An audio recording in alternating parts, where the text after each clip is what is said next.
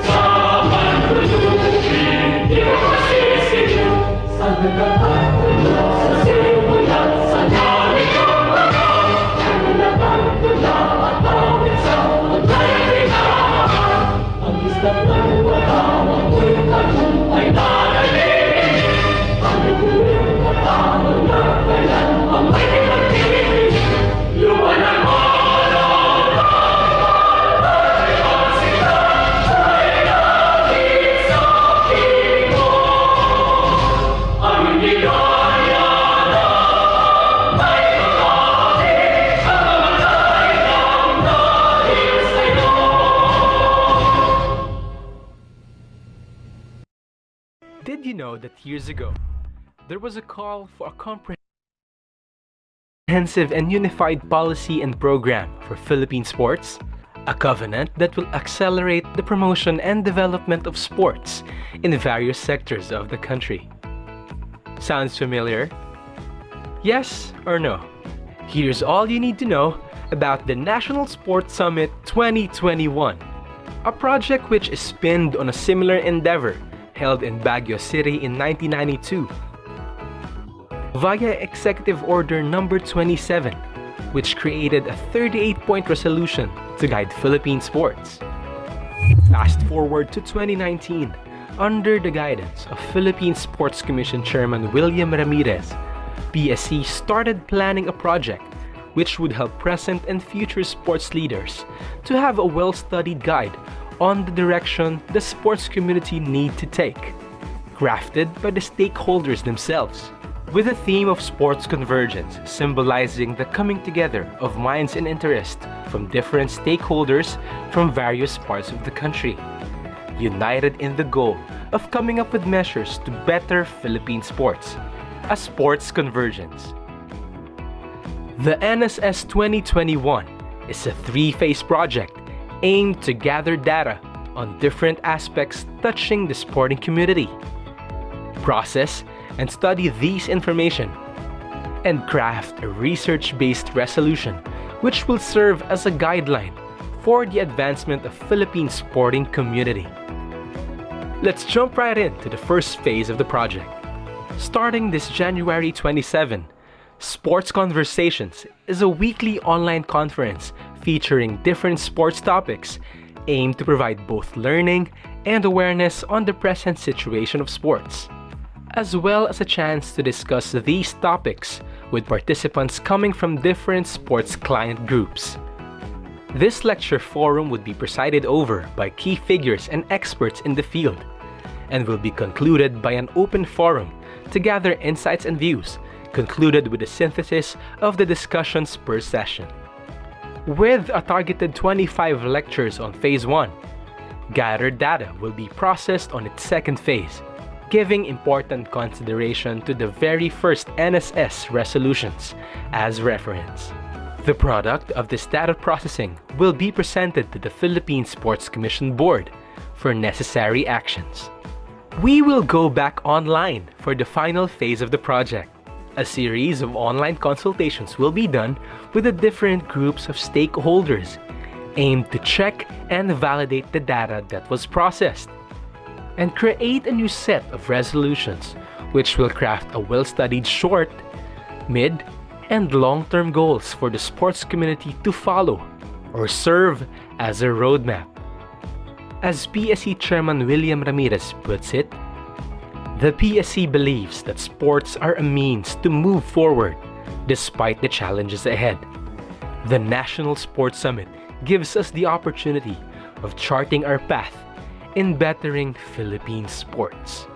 Now that you know everything, we invite you to join and take part in the National Sports Summit 2021.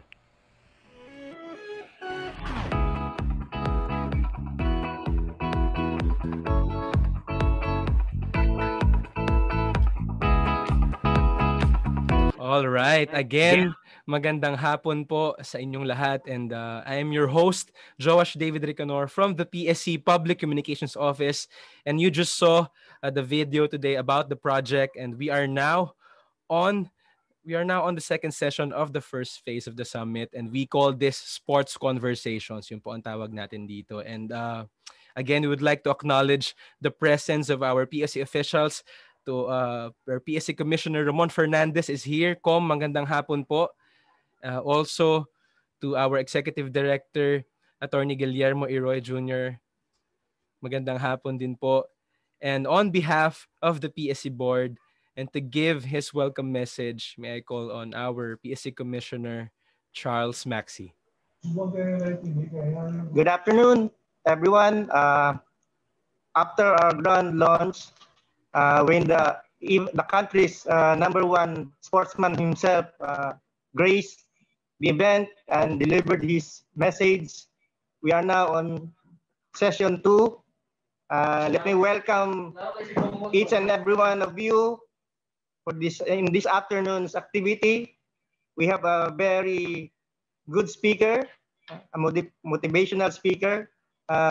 Very few people know that Giovanni is also a sports writer. So his knowledge, experience as in local governance in the aspect of sports will be beneficial to all the participants for this activity. So again, let me welcome you for this afternoon's session 2 of the Sports Summit. Maraming salamat po, PSC Commissioner Charles Maxey. And it's very, tama po ang sinabi ni Com kanina na we are very excited na kayo po ay makasama to our second session. At alam niyo po, today's session is one of the many lectures na we will be having for the first phase of the National Sports Summit.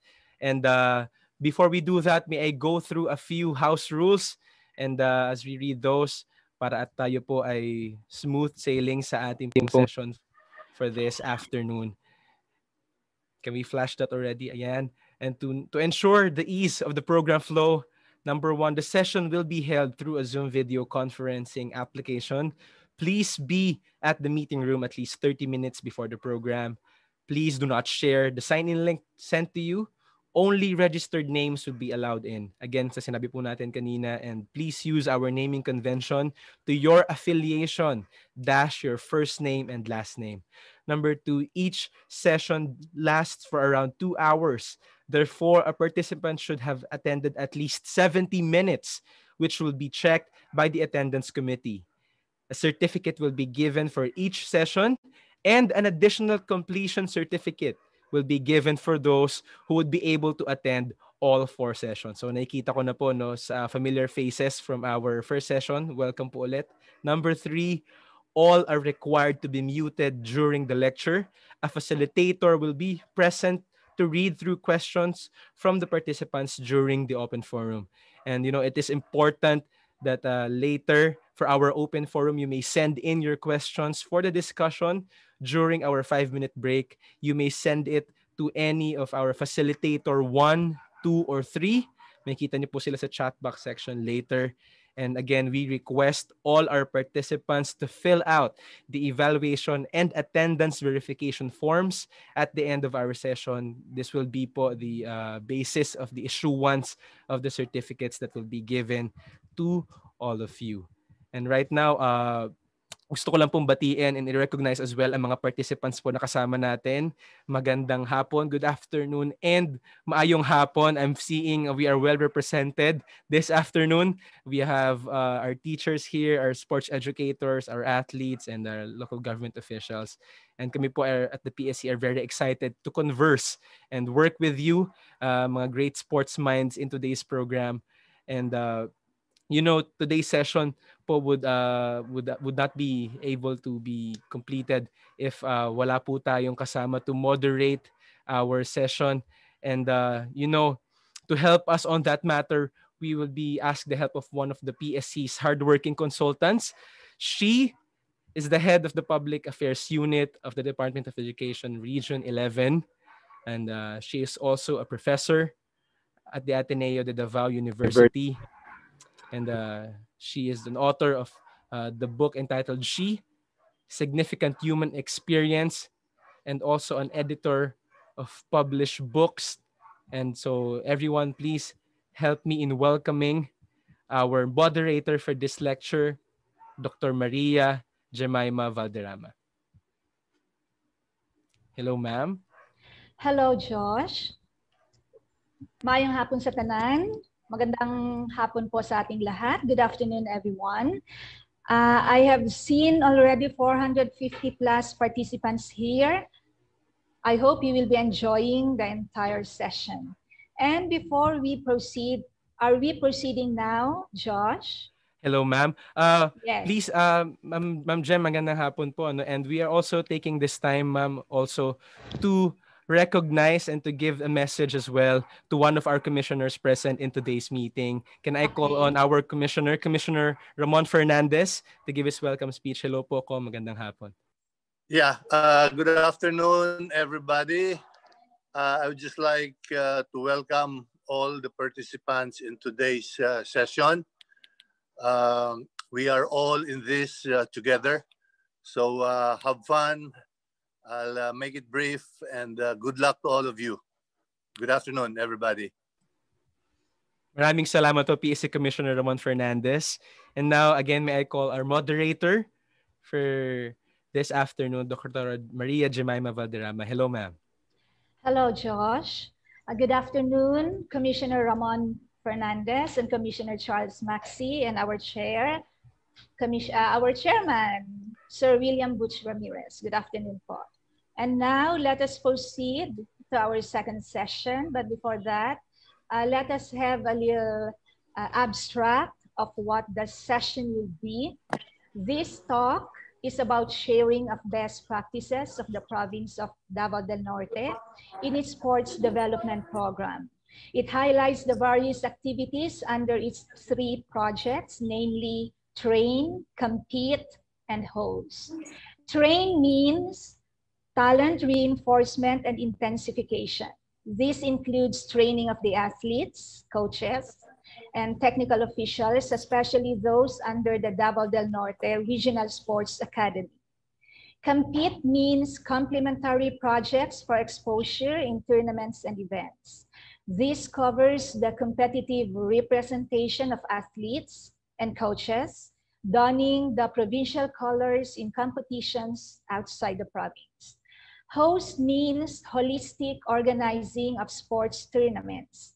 This features the hosting of big ticket meets and regular sporting events by the province. And in addition, policy issues on related matters shall also be discussed, especially as regards the inclusivity of sports, selection of criteria of priority sports, construction of state-of-the-art sports facilities, facility management, establishment of sports academy, sports as health and wellness tool for employees, establishment of local NSAs and sports councils, among others.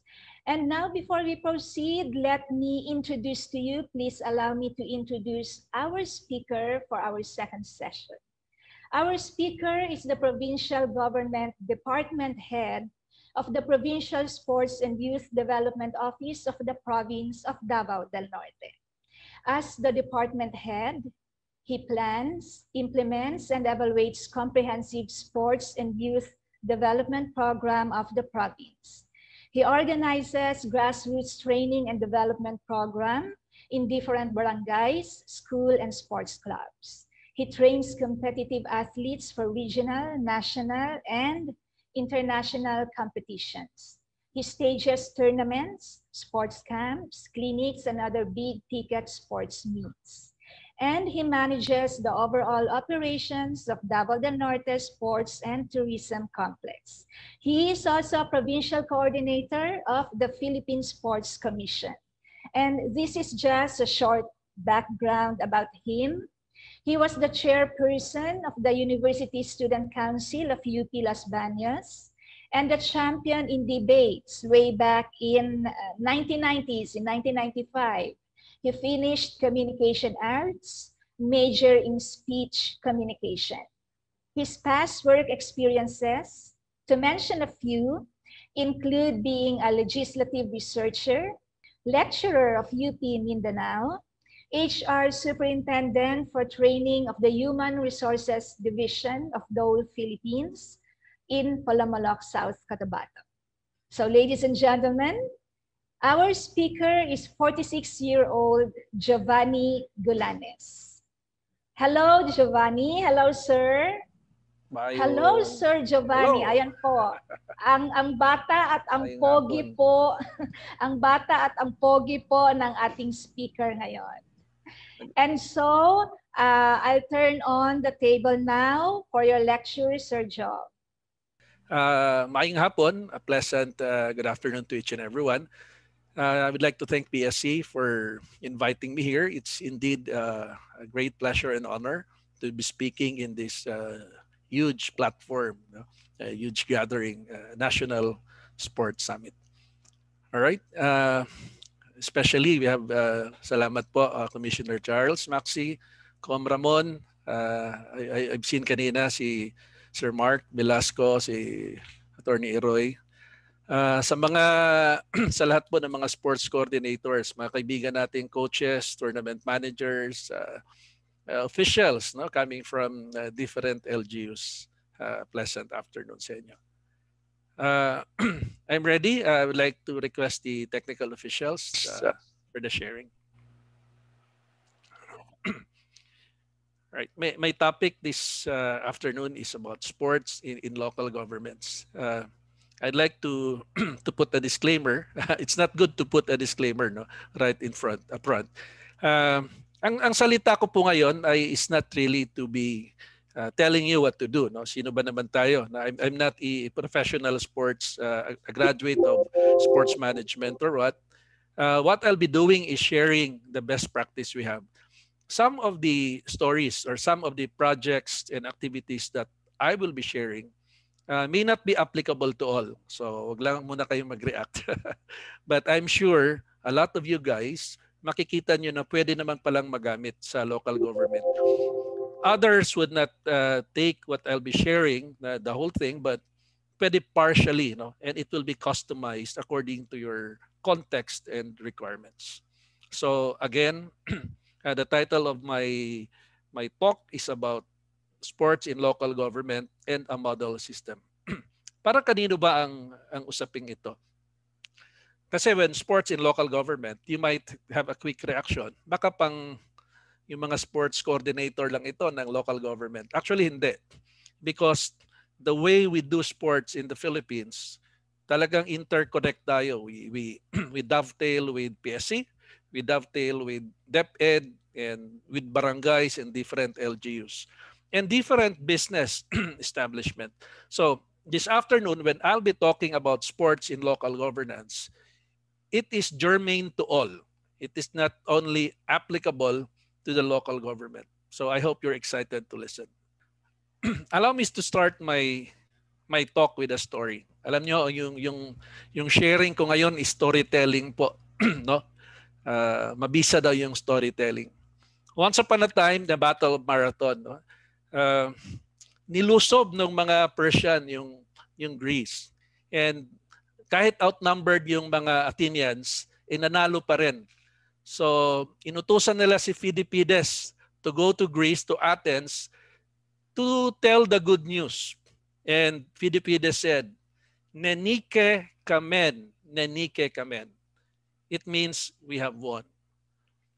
The story that I'll be sharing is it's still applicable because during their time they had their battles. We have our own battles.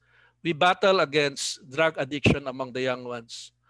We battle about this sedentary lifestyle among our employees. We battle against this pandemic. We battle against so many things. And so we have our own battle to face. Allow me to introduce Davao del Norte. We're in the middle of southern Mindanao. Katabi po namin yung Davao City, Davao del Sur, Agusan, and Bukidnon. We have one Davnor, one team. Ito po yung aming mantra. No? It speaks of unity. It is very timely at this point. No? Kasi nga, kailangan natin ng magkaisa, no? Amid this all health and political brouhaha. Technical? Yan. Dahil nasa LGU po ako, marapat po na bago ako magsalita, ipakilala ko po ang aming butihing punong lalawigan, the Honorable Edwin Hubahib of the province of Davao del Norte. Napaka-supportive po niya sa sports po natin. Hindi po kami nahirapan sa aming sports program kasi nga the governor himself, no, hindi siya atleta pero he loves playing basketball, billiards, riding bicycle, and motorcycle among others. Every local chief executive has its own development agenda. We all know that. No? It begins with the executive agenda, then the legislative agenda has its own.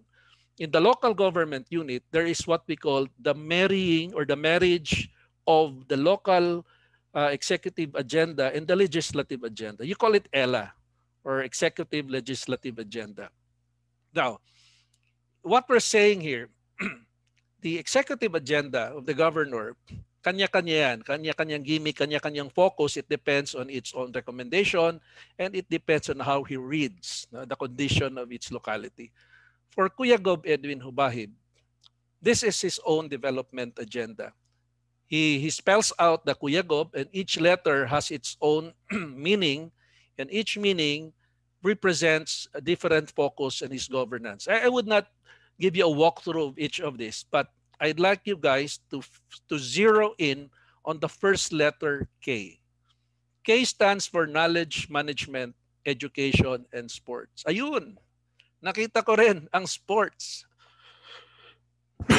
Nakita nyo ba na bilugan ko ba yung sports? No? I'm trying to make fun of this. No? But what I'm saying here, matakot kayo if you have the kind of legislative agenda in your local government unit at kahit ilang beses yung tuklapin yung libro, hindi nyo nakita ang sports. Sports must be included in the development agenda. I would like to challenge all sports coordinators, all those working in the executive and legislative in government. Try to sit down with your governor. Try to look at the strategic plan of your LGU. Kasama ba si sports? Wala tayong dapat pag-usapan, no, na programs, projects, and activities if to begin with, you cannot find sports development program in the strategic development plan of your LGU. So this is the point here. So balikan natin, the documents can be found in the Office of the Governor, and it also be found in sa PPDO or sa planning office natin.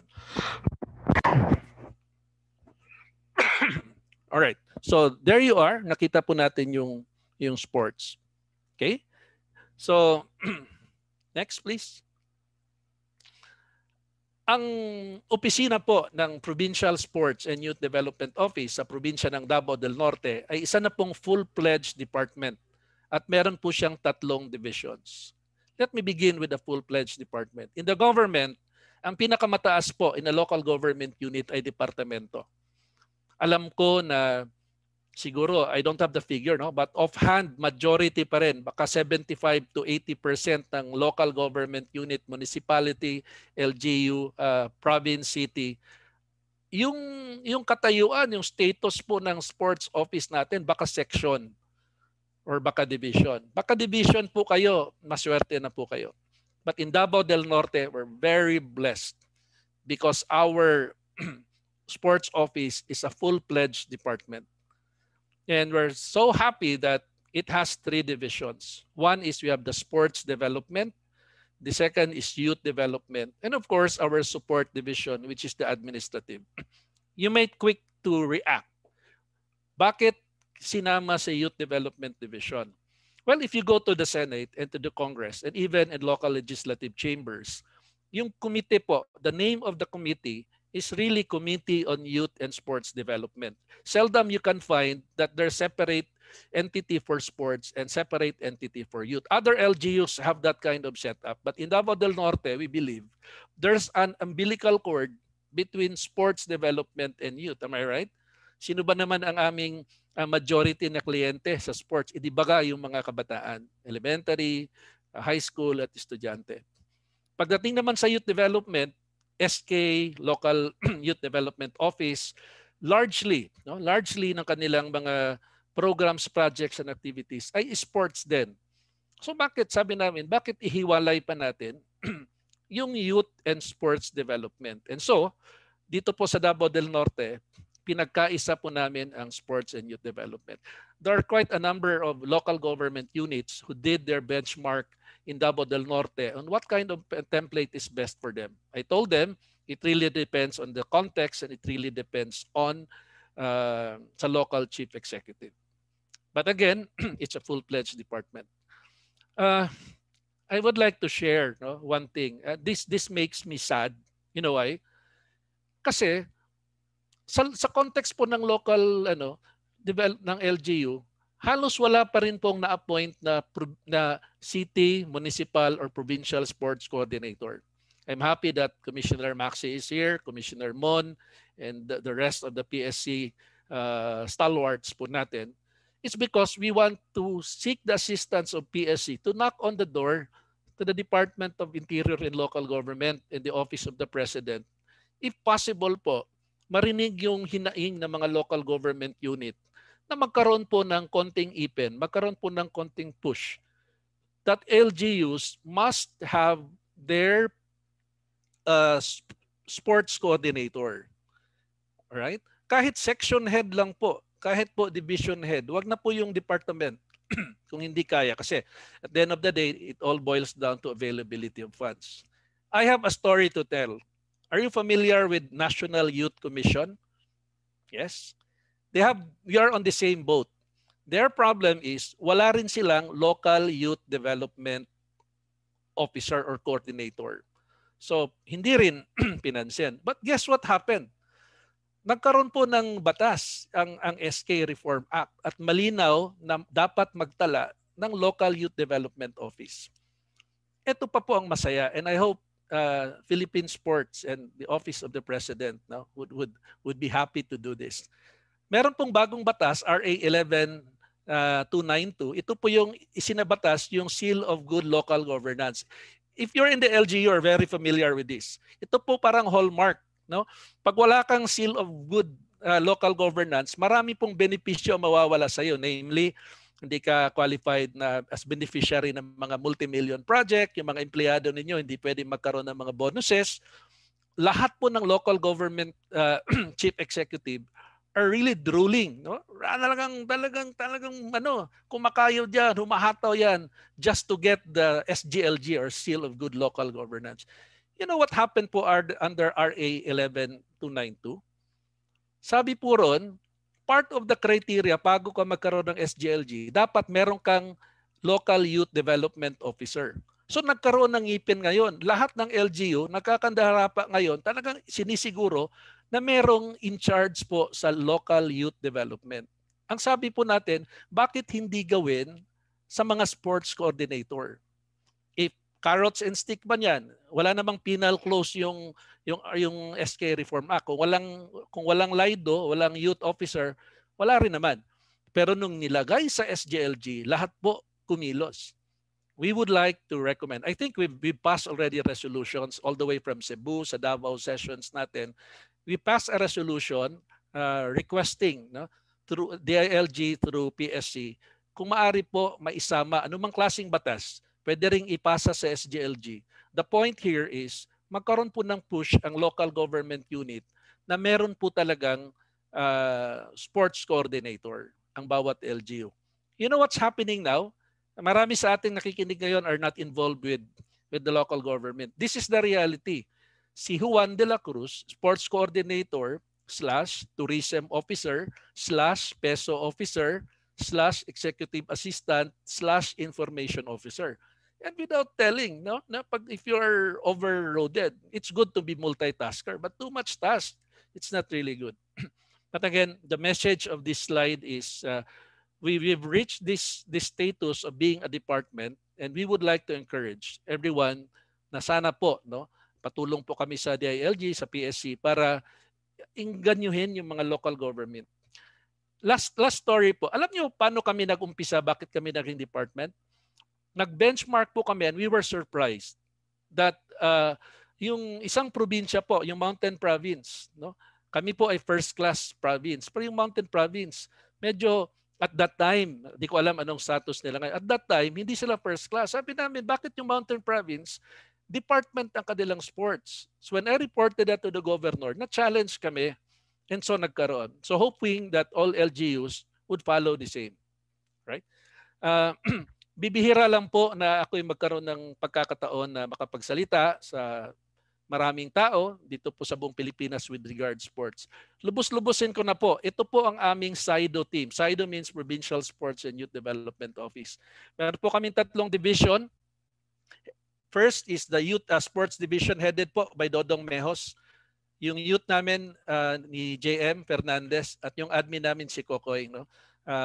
Pasalamatan ko po itong 3 ito kasama ng aming team. Bibihira lang po pagkakataon. Allow me to broadcast my thankful heart. Salamat Dong, salamat JM, salamat Kokoy and the team with Von, Villa and Hes Sarahena for coming up this beautiful slide. Again, this is our team. We're very proud of. Bahagi po kami ng SIDO, bahagi po kami ni Kuya Gob dito po sa Davao del Norte. So yan po ang aming table of organization. Ilang taon pong binuno yan, but depende po yan kung ano po ang focus ngayon ng government. This is our operational framework. When we went to Davao City and benchmark, during that time si Chairman Butch Ramirez yung handle ng sports coordinator po ng Davao City. We're so inspired. Ang tawag po nila sa kanilang program ay game plan, Duterte game plan. So this is Hubahib's game plan. This is Davnor's game plan. If you look at closely our operational framework, meron po kaming 3 project. Dr. Gemma earlier had made mention about this. We have train. Kasi alam natin, ang tinitrain, ang sports po kasi atleta yung bida eh. We train our athletes, we train our coaches, and we train our technical officials. Then, compete. Kasi alam namin, yung local government unit, hindi ho kami pwedeng umabsent. Magagalit sa akin si Chairman Ramirez. Abangan ako ni Common at ni Maxi pag during parada ng Batang Pinoy, nasan si Davao del Norte. So yung ano namin compete, talagang we send our delegation donning the provincial colors. commitment po yan namin na pag merong mga malakihang palaro, sasali po. No? This is a good chance. No? This is a good chance. Aanhin pa yung practice ka ng practice. Hindi naman kayo sumasama sa competition. The competition is the eventual exam, is the eventual test if their training works. And lastly, host. Napansin po namin na simula nung nagkaroon po kami ng magandang state-of-the-art na sporting facility, napakarami po ang kumakatok sa amin na pwede ba dito gawin ang Batang Pinoy, pwede ba dapat gawin ang palarong pambansa, and even events sponsored by the local NSA. So when we think about this, ano ba yung ginagawa ng local government unit ng Davao del Norte? We summarized it, and therefore we have these 3 major projects: train, again, compete, and host. The outer part, no, the outer circle represents the different clients or the different partners we have. Nabanggit ko na kanina, athletes, we've got to train our coaches and technical officials. Meron po kaming sectoral. We don't forget our Lumad brothers, our IP brothers and sisters. Hindi po namin kinakalimutan yung grupo, yung hanay ng kababaihan. Maging yung mga physically challenged, the persons with disabilities, yung aming mga lolo't lola. Kasama na rin yung mga napapabilang sa LGBTQ+. Meron ding mga special groups. No? These special groups, it's more on, nandyan lang yan, no? But kailangan din nila ng sports.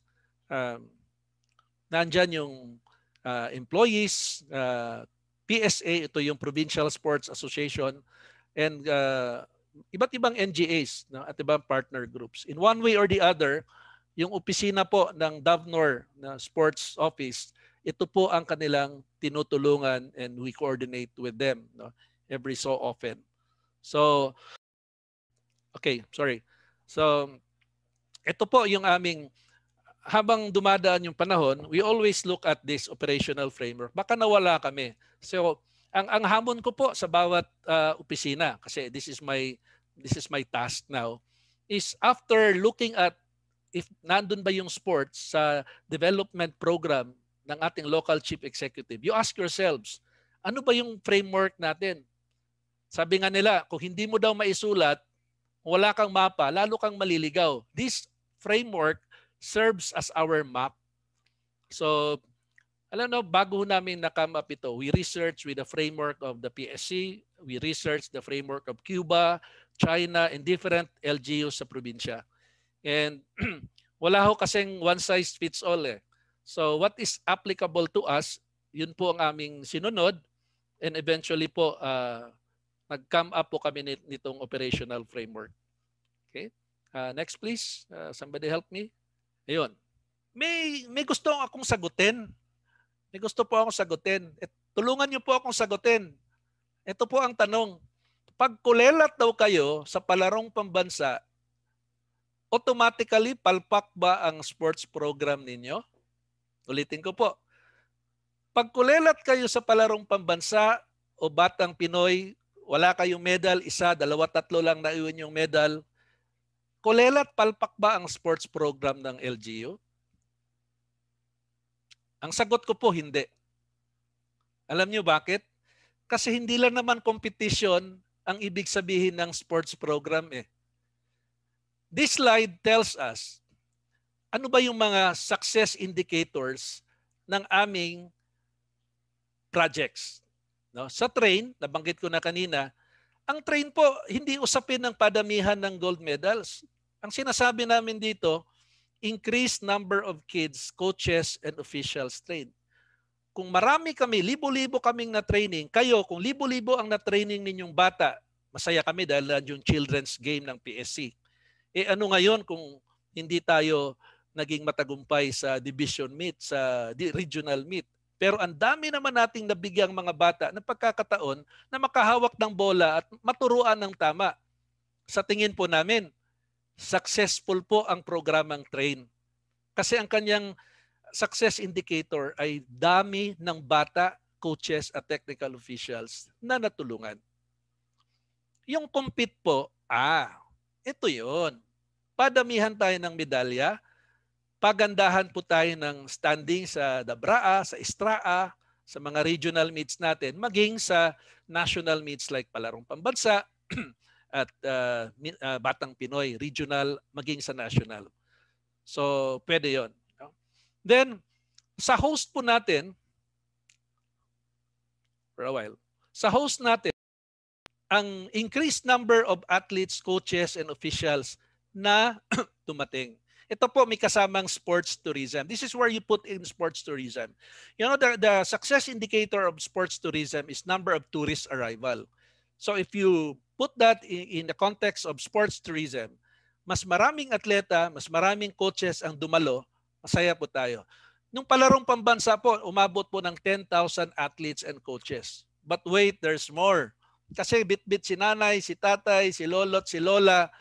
Yung 10,000 po, umabot po ng 20,000, maging 30,000 na pumunta po ng Davao del Norte. And this is exactly what we mean sa host. The more, when you host activities, it's just like a magnet of inviting tourist arrival. Hindi lang po tourist arrival. When we host ang aming success indicators, ilan ba sa mga sektor ang nakasali? Because we are non-exclusive. No? Inclusive development, sabi nga ni President Duterte. So, heeding the call of the good president, sabi natin, dapat pag nag-host tayo, kasama parate ang participation ng iba't ibang sektor.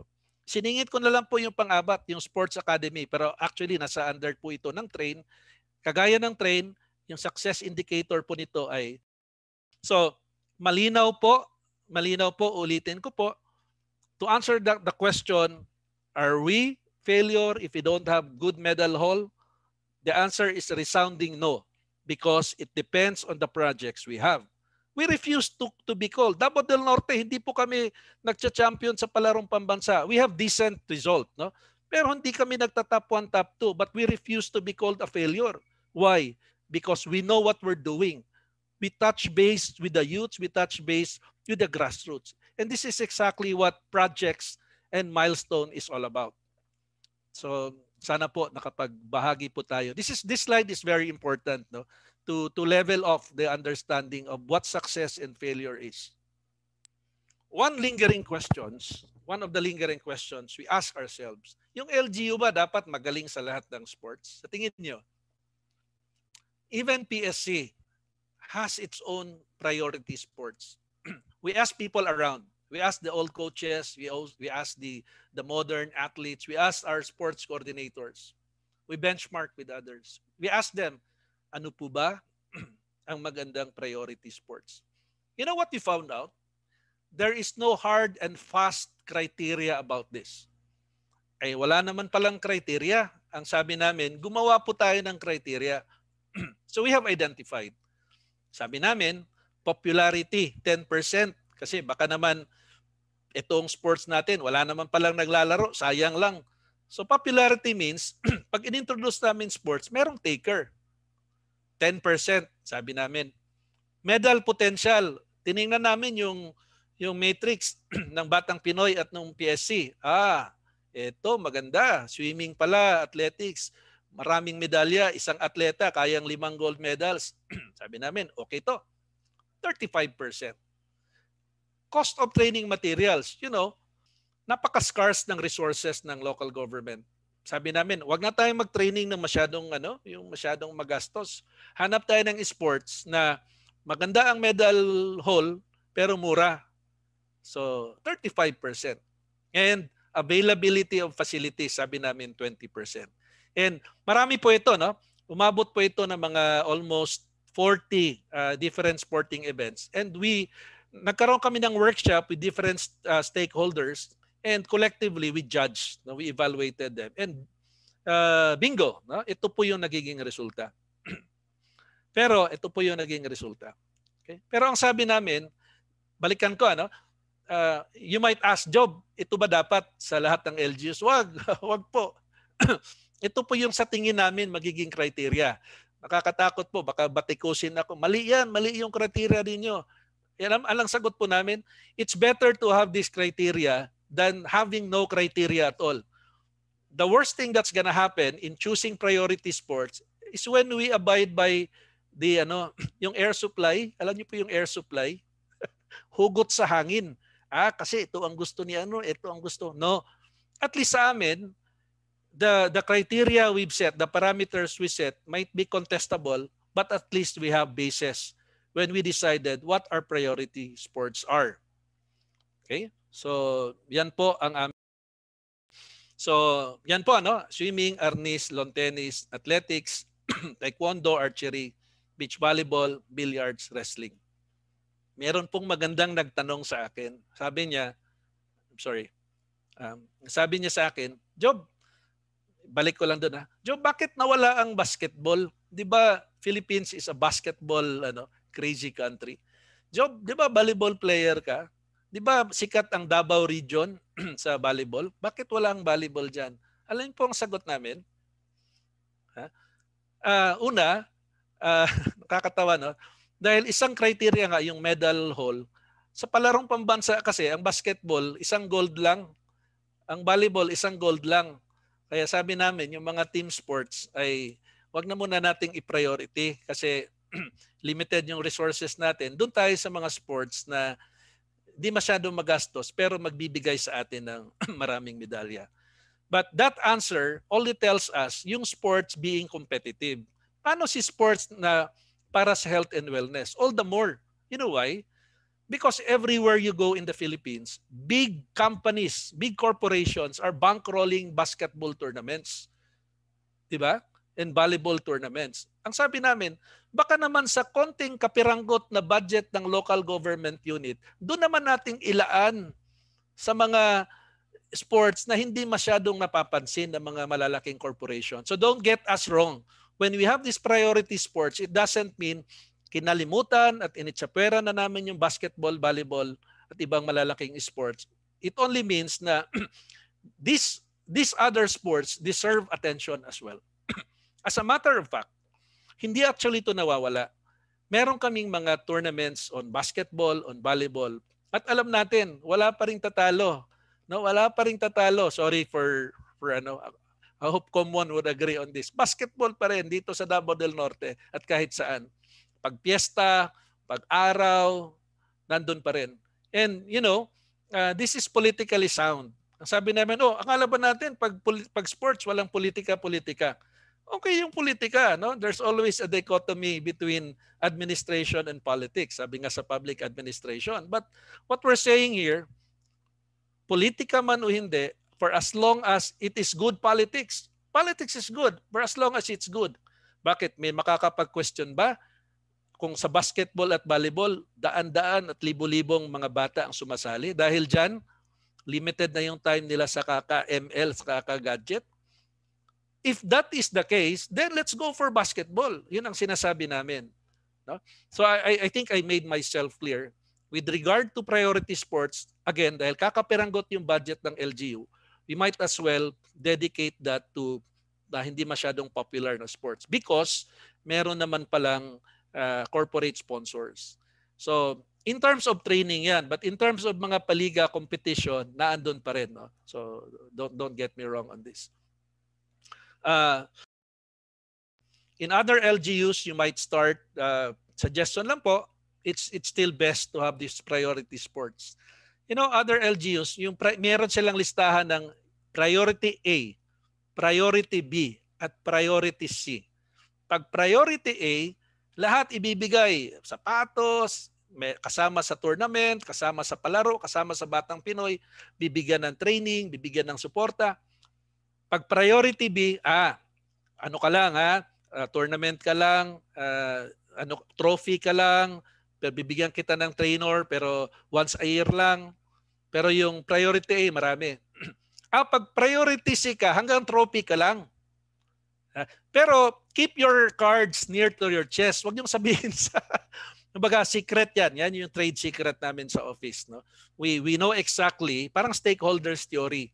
Lahat ng stakeholders, different folks, different strokes, different approach. No? It entirely depends on the LGU and how he handles different sports. But Davao del Norte, that's how we manage. Ibig sabihin po ng Project Train ay talent reinforcement and intensification. Pinaganda lang ho namin, binigyan namin ng meaning. Pero train po talaga yan. Okay. Can I call our moderator, Professor Jemima Valderrama? Hello, ma'am. Hello, Josh. While we're waiting for Sir Giovanni again to return, Yes. I would just like to take in, ma'am, kung ano pong mga insights po ng about sa mga pinag-usapan po ni Sir Giovanni kanina. And nakita ko po, ma'am, gusto ko lang pong i-share na yung mga participants natin, although they are muted, nakikita ko po, tumatango po sila, grabe. Nakikita ko po yung participation. Kung makakapag-unmute lang po sila ngayon to agree with Sir Giovanni, panigurado yung mga points na sinasabi ni Sir kanina, specifically dun po sa pagtatalaga, may right na pagtatalaga nung sa isang tao, designation, or department of sports sa kanilang LGU, sa kanilang lugar, ma'am. Yeah. But before that, let me share muna yung Davao del Norte. Okay, Davao del Norte is one of the 5 provinces of Davao region. Ayan, magkapit-bahay po kami niyan. I'm here in Davao City, Davao del Norte naman sila. At ang Davao del Norte po, may 3 component cities. We have Tagum, we have Panabo, and we have Island Garden City of Samal.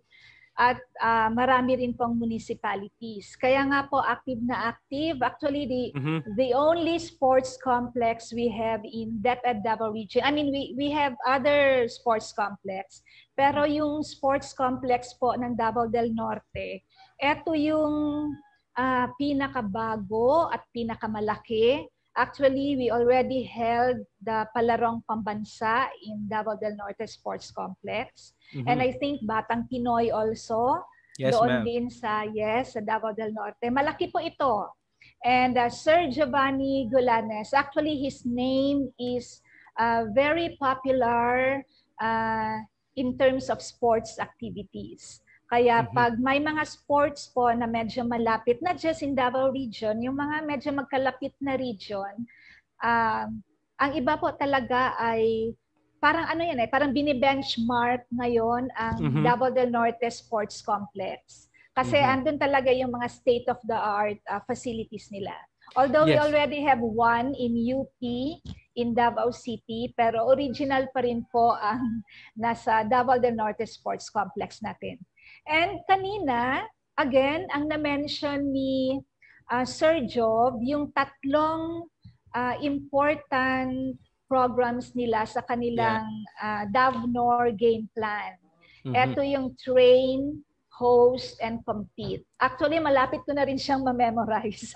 Okay? It's train, host, and compete. Yes, ma'am. Oh, I think Sir Job is now online. All right. Okay ka na ba, Sir Job? We'll give this floor in? to Sir Giovanni already. Yeah. All right. Go ahead, sir. I think just to explain po for everyone po, nagkaroon po ng technical electricity difficulty na po sa area ni Sir Giovanni. So, Sir Jov, maraming salamat po. Again, we will give you the floor now to continue on your talk. Ito talaga kasi live tayo eh. Naririnig ba ako? Okay? Yes? Yes, sir. Go ahead. Or can you hear me? All right. So, so dito po tayo sa training of athletes. Okay? So, sabi namin under train, meron po kaming 3 major na kliyente, no? ACT, athletes, coaches, and technical officials. So, para po sa training of athletes, allow me to share our activities, no? Ang challenge po sa amin is yung new normal. Alam ko po, marami po ang nanonood ngayon or medyo curious o excited. Ano kaya ginagawa ng Davao del Norte? New normal na ngayon. Sabi ng IATF, marami na pong itinigil, no? Technical officials, technical team po, patulong, ayaw mag-down.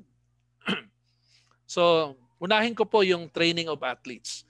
Alam po natin na marami tayong training of coaches and training of technical officials. But at the end of the day, priority pa rin po natin yung training of athletes. All right? Hindi ko may down yung... I think Sir Giovanni again is having another technical difficulty as we speak. Again, as we wait for him, later po I just want to announce na mamaya po after the lecture proper, magkakaroon po tayo ng konting icebreaker for everyone. And again, this will include po kung kayo po ay nakikinig, no, simula po kanina at hanggang sa matapos po ang lecture ni Sir Giovanni. Meron po kaming konting surprise to everyone sa mga participants natin dahil nakita ko po sila medyo, alam kong sobrang focus ng lahat at wala po ngayong nakangiti, I mean. So, ini-invite ko po everyone na yan. Habang sinisilip ko po sila ngayon. And may nagsasmile naman pala. Okay, nakita ko po from LGU ng Tayabas. Hello po. Alright, si Ma'am was there. Meron din po tayong mga PSI coordinators. Sir Noni, Sir James, hello po. Yan. All smiles pala yung mga people today. And kagaya nga na sinabi ko po kanina, we will have a small icebreaker later after the end of our session para at least magkaroon naman tayo ng fun moment with each other. And also we would like to acknowledge again the presence of our officials, specifically our PSI National Training Director and the Chief of Staff of our Chairman, Sir Mark Velasco. Sir, magandang hapon po sa inyo. And okay, ayun. Okay na ako. So, Alright. andito tayo, going back kanina, no, nasa train tayo. Yung train po natin ay merong tatlong pinupuntirya: training of athletes, training of coaches, and training of technical officials. Una, ito po yung aming Davnor swimming team. Okay, napakaganda po ng storya nito. Napansin namin na meron po kaming 50-meter na Olympic size swimming pool. Ginawa po siya ng 2011, natapos po siya ng 2012. Napakaganda, napakalinaw ng swimming pool. Kaya lang napansin namin, without offense sa swimming team, napansin namin yung mga swimmers, halos mga anak ng mga yayaman, anak ng doktor, anak ng engineers, anak ng mga may kaya. Tiningnan namin kung may mga anak ba ang magsasaka, anak ba ng tindera, anak ba ng isang ordinaryong empleyado. Kung meron man, madalang konti. We're so inspired, no, with this challenge. Sabi namin, hindi pwede. Sports, sabi ni Presidente kong, sports must be inclusive.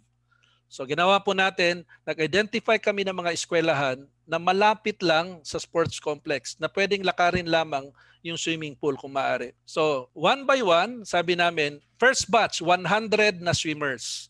20 per batch. So 20 per batch. Nag-identify kami ng 100 swimmers. Alam niyo po ang nangyari? Andito na ako sa training of athletes na binabanggit kanina. Saglit na animation ko slide. Okay. So yung training of athletes natin. So nakwento ko kanina yung yung Davnor swimming team. So sabi natin, kumuha kami ng 100 na mga bata, 20 per batch. Talaga ito mga anak ng mga mahirap talaga. So out of 100, sabi namin bumalik yung mga galing konti, yung mga bumalik mga 80. Yung 80 pinabalik namin 56. Yung 56 pinabalik namin 30. Down to 22, 18, 14 and eventually umabot po sila ng 10.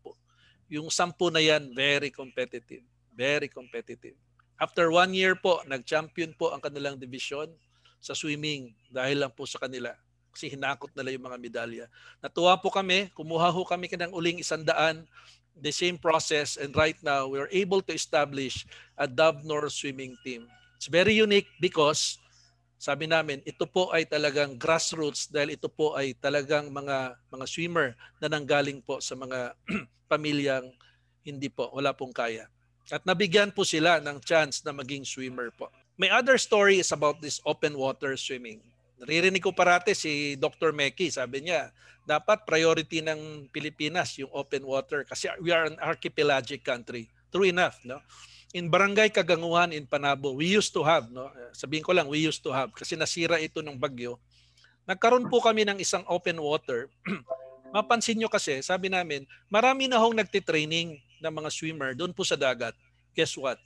Hindi po sa kanila, maraming nagcha-champion pa rin. Pero for those na doon exclusively nagtitraining, isa sa dahilan na medyo mahirap manalo sila sa Davraa or sa palarong pambansa is because nahirapan po silang mag-tumble turn. Ito yung pag-ikot yun sa turning wall. Kasi nga ho, dire-diretso yung dagat eh. One novel thing about this project is kahoy lang po ito, nilagyan ng tabla sa dulo. Magkabilang dulo po ang nilalagyan nito. And therefore, libre po yung dagat. So you could just imagine children in the locality, especially coming from different IP groups, no, living in those areas. So makikita natin na pwede pala tayong mag-produce ng swimmers na hindi kailangan magbayad at hindi kailangan doon sa mga mamahaling swimming pool. Especially doon sa island, malapit sa dagat, hindi natin kailangan. We can innovate po sa ganitong sistema. So hopefully, may ibabalik po natin ito. Last year po, may kumausap sa aming isang soft drinks company. I hope you would grab this. They hired an American architecture. Yung empty bottles, babalik na rin and they do some architectural work to make the floater. Kaya lang, in their final test, hindi daw stable yung floater na yon. So they're still in the process. Hopefully, with partnership with different companies in LGU, we could perfect yung ganitong facility sa tubig. Marami na po, no? Maraming nabibili nito kaya lang napakamahal po. Kaya sabi natin, we're trying to be innovative, no? Kaya gusto natin yung mga other raw materials. Ito po yung ating dula. In Bisaya po, dula is laro, no? Meron po kaming acronym, mahilig po kami sa acronym dito. Dagan, ugnat, stretch. Langoy and ambak. Ambak is jump. Okay? So, yan po ang ating pinangalanan po natin. We're so inspired with the success we have in swimming, and we'd like to expand that in other events, in athletics, in others, no, in other combat sports, among others. Technical support, please. Ayaw magbaba yung aking slides. Ito po ang medyo challenge pala, no, kapag virtual, kasi napaka bibigat po. Wala pa rin, di ko pa rin po maibaba yung aking slide. Besting remote control over skin, approved. Okay, ayan. Okay, ayan. So ito po yung aming dula, no? In-expand po natin yung swimming sa iba't ibang sports. So meron kaming volleyball, athletics, among others. Isa sa magandang proyekto po ng Davnor Sports ay yung pagkakaroon every summer ng sports camp. Alam ko lahat ng LGUs meron nito. Pero yung sa amin nga, libre po talaga. Ang trick po nito, marami po kaming tinutulungan ng mga local NSAs. So this is the time na nagre-request kami kung pwede, baka libre kayong makatulong. Yung iba naman, medyo kailangan talagang may honorarium when we do. But I think there are times na sabi ng mga local NSA, dahil tinulungan nyo kami sa aming tournament, tinulungan nyo kami sa aming seminar and venue, pagdating po ng summer sports camp, it's their time to return the favor. So napakagandang partnership po kapag nagkaganon. School-based sports clinic. Okay? Pinupuntahan namin, nagkakaroon po kami we have this caravan of sports wherein the Davnor sports team go to different schools, especially public schools. Public schools talaga na dun sa mga barrio na who could hardly afford na magkaroon ng trainer. So imbis na sila lumapit sa aming opisina, we go them and ask them, ano ba kailangan ninyo?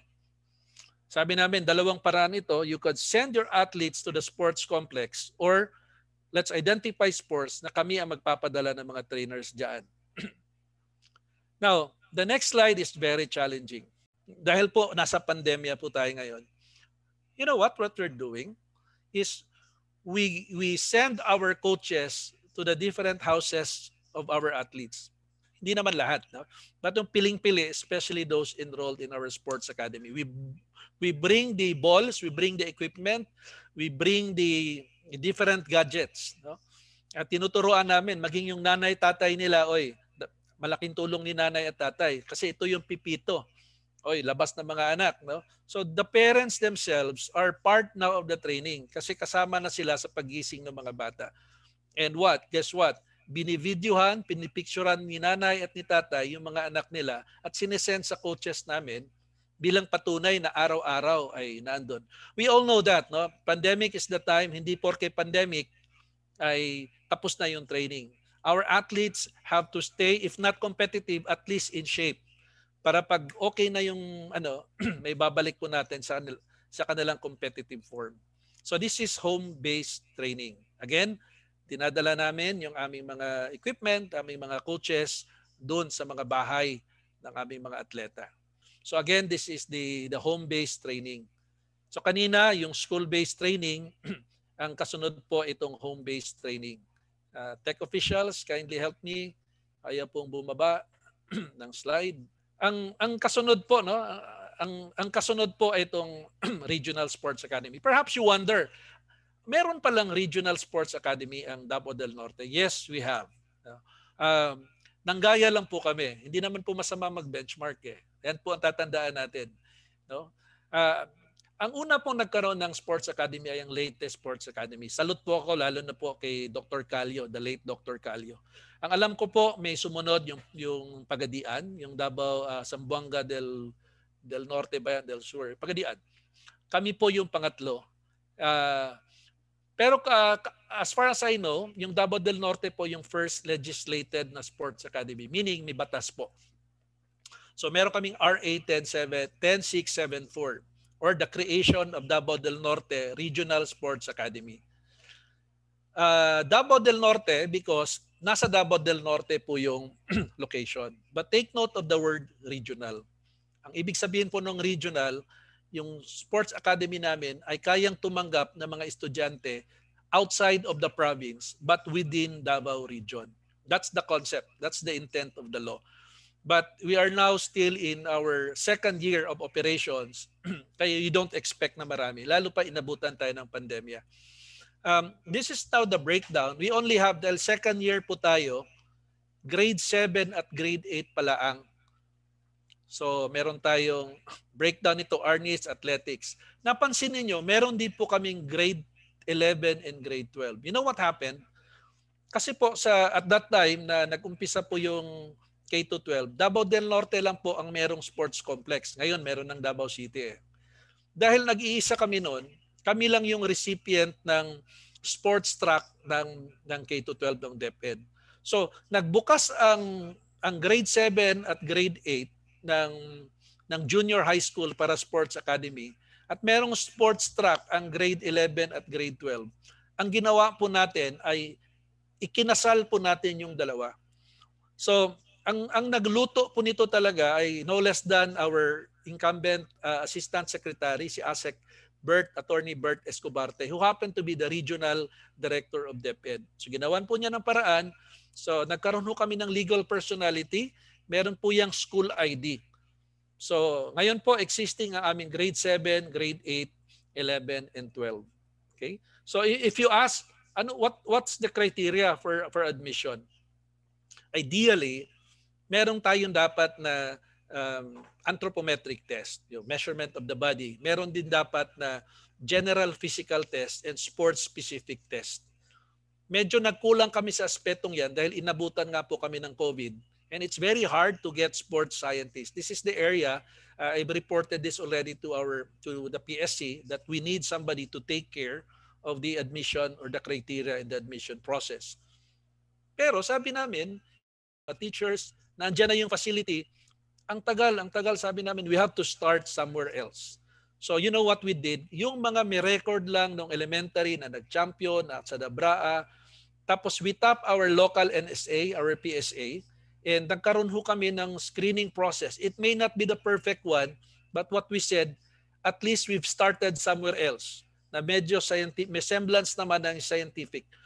So true enough, nakikita po namin na as we start, no, I think we're heading somewhere else. And we're very proud to say na we now have the Davao Regional Sports Academy.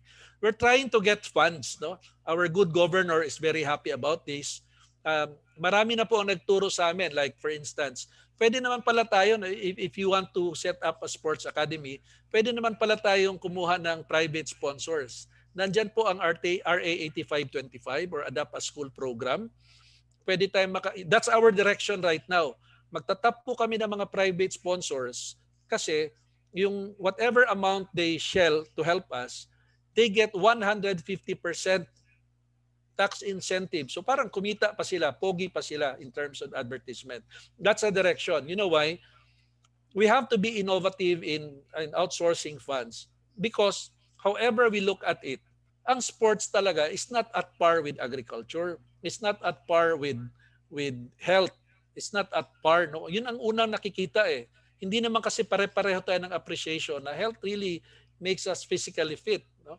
Pero mahirap na yung debating yan. It's a long debate. So sabi namin, we must also be creative in getting outside sources. So corporate sponsors and our RA 8525. Nasa magti-take off na po sana kami kaya tinamaan ng COVID. But we know we're heading towards that direction. Sorry. Grassroots promotion. May kwento po kami rito. Nung palarong pambansa, nung National Batang Pinoy ng PSC, nakita ho namin maraming kabataan na nakatira po sa palibot ng sports complex. Kasi 11 hectares po yung sports complex eh. Nagpaparada yung mga magagaling na atleta coming from different regions. Yung mga bata nakaganon sa gate.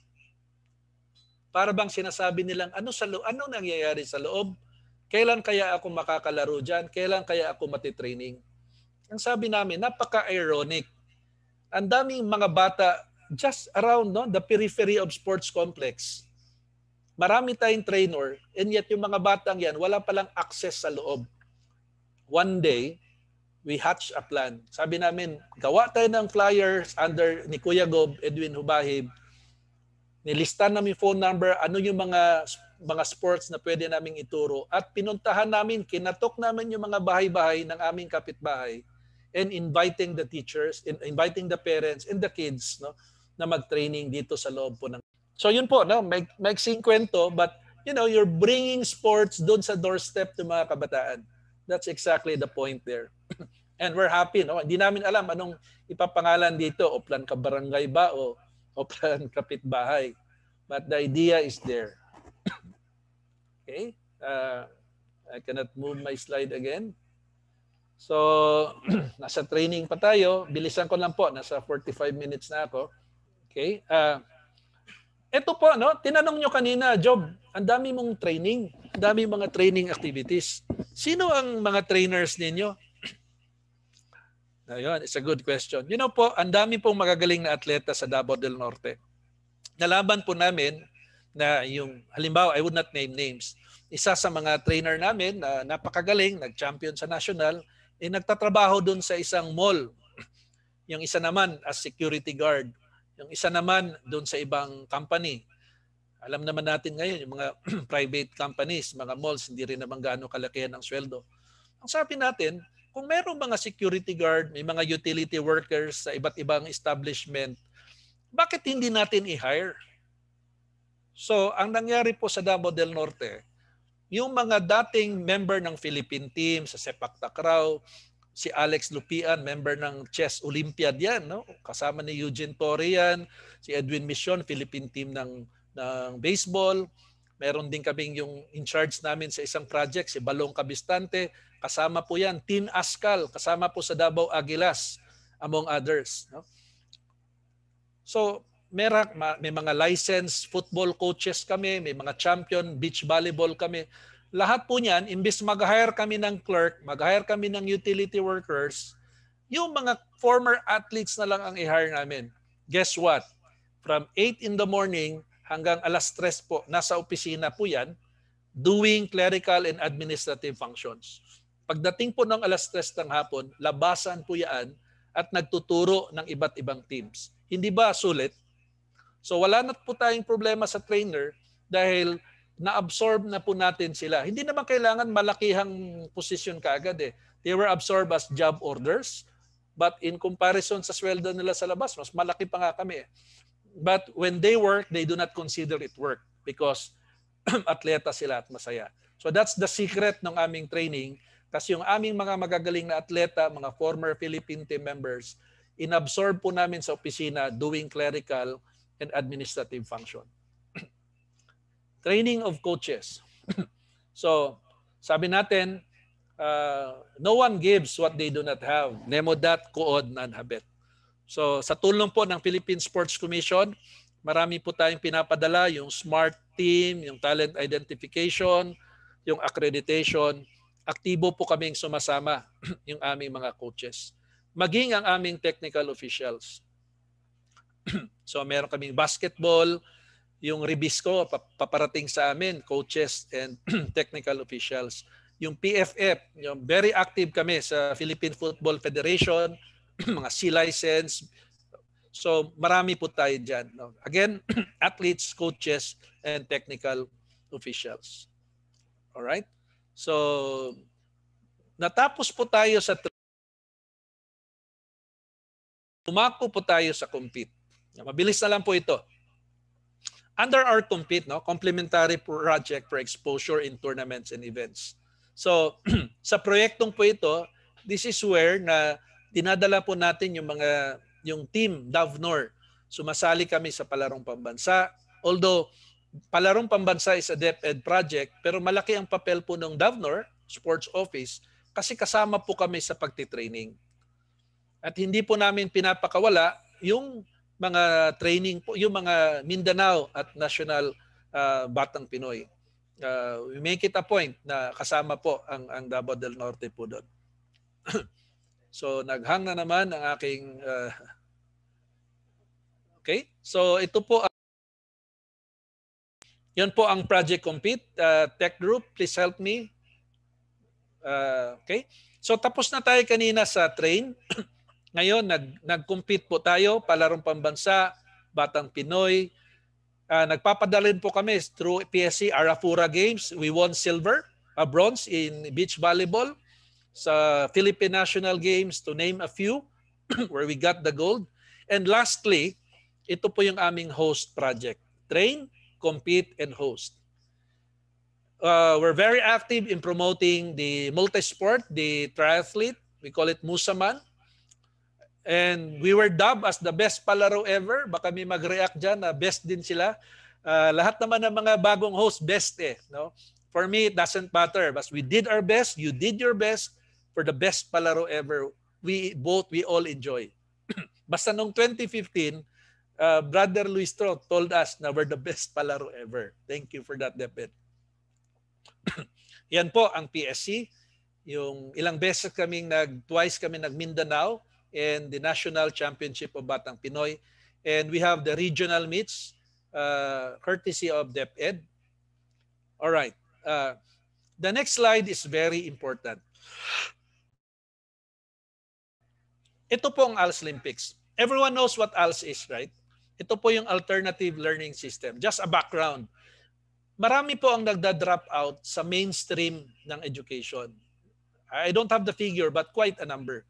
For whatever reason, family problem, pera, kailangan magtrabaho, yung mga kasambahay natin dito nag-e-enroll, yung mga maraming atleta din na hindi gusto madisturbo yung training, kailangan mag-training dito. So, sabi namin, bakit yung ALS naging integral part ng DepEd curriculum, hindi nga lang mainstream, pero hindi sila kasali sa regional meet, sa Dabraa, at palarong pambansa. So, we decided na magkaroon ng sariling meet, and we call it ALS Olympics. Ang kasali lamang dito, yung mga naka-enroll sa ALS. Alam niyo po ang impact. Although first time lang namin, second time last year na-cancel ng COVID. Alam niyo po, after lang ng isang episode ng ALS Olympics, ang daming feedback sa amin na ang daming out-of-school youth ang gusto ngayong mag-aral through ALS. Kasi gustong maglaro. Kasi magagaling mag-basketball, magagaling tumakbo, magagaling mag-volleyball. Nakita niyo po yung impact ng sports? Naging instrumento siya kung paano nating hikayating bumalik yung mga ayaw na mag-aral. Kasi siguro, tatamad-tamad mag-aral sa mahaba ang oras, kaya nag-ALS na lang. Or for whatever reason, economic reason. But this time, gusto nilang bumalik sa mag-aral dahil meron parang palaro sa ALS. And we're very happy about this. So I hope we've shared with regard to our special programs out of school youth. Hindi na sila out of school youth kasi nakapasok na sila ng ALS but definitely sila yung outside ng mainstream nga. Ika nga. So we have the ALS Olympics. Naghang na naman po ako.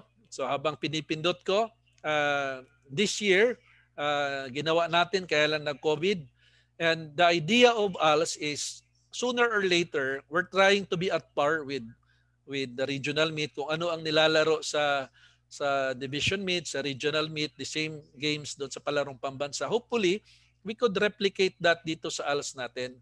So that's the challenge for us. I know it's a tall order, pero the direction is there. Okay? So next is Tech Group, please help me. Yan. Meron kaming weekly tournament. Nagtatanong kayo bakit weekly? Kasi po napaka-expensive po ng isang one-time, big-time na tournament. Di ba? Yung premyo pa lang. So sabi namin, baka pwedeng merong konting simpleng ribbon or certificate lang ang mananalo every week. Then tatakbo ito ng 3 buwan. Then yung points nila bibilangin, accumulative, and after 3 months, doon tayo magbibigay ng malakihang premyo. Di ba medyo efficient and effective? At dahil po pandemya ngayon, we're very innovative and creative. We'd like to thank our sports division. Ako, puro lang ako, kumukumpas lang ako, no? Pero yung sports division namin, ito talaga yung nag-isip kung paano gawin ito. So we have the weekly sepak takraw. Sino ba mag-aakala na yung sepak takraw pwede palang gawing online? So parang takyan lang, ball control, individual and online. Binivideohan lang yung mga players. Medyo challenging din kasi yung mga probinsya po yung setting namin, hindi lahat merong smartphone. So ginagawa po ng aming coaches at yung local PSA namin. Salamat po sa NSA ng Sepak Takraw at sa PSA. Tinulungan po tayo, yung mga coaches, pumunta sa mga bahay-bahay, binidyohan. Ganon din po ang nangyari sa virtual basketball. Basketball, virtual, pwede ba yon? Pwede. Freestyle dribbling. Yung mga bata, nagpa-practice pa rin. Ang gagaling, ang gagaling. No? So pagdating po ng wala ng pandemya, yung husay nila sa pagdidribble ay buhay na buhay pa rin. Ito, ang chess, hindi naman nakakapagtaka. Matagal na, kahit face-to-face, meron pa rin online. Lalo namang na-focus ngayon yung chess. This is a very recent event in coordination with Philippine Taekwondo Association and the Regional Management Committee. We sponsored, no? We provided the venue and the meals and snacks for the speed kicking of Taekwondo. Okay? So we're inspired with the speed kicking. Ito yung to follow namin. We're about to launch the Davnor football. Kung merong online freestyle dribbling ang basketball, pwedeng gawin natin sa football. So online juggling. Sa chess, patuloy pa rin yung weekly tournament natin. At ito, yung mga mahilig sumayaw, pwede pala kayong sumayaw kahit virtual. So, we're gonna launch this March 6. Lumabas na po yung aming advertisement. It's a virtual dance. Sa dance sports po ito. Pero unique. Both congress and competition. Congress in the sense na kada Sabado, meron silang workshop muna.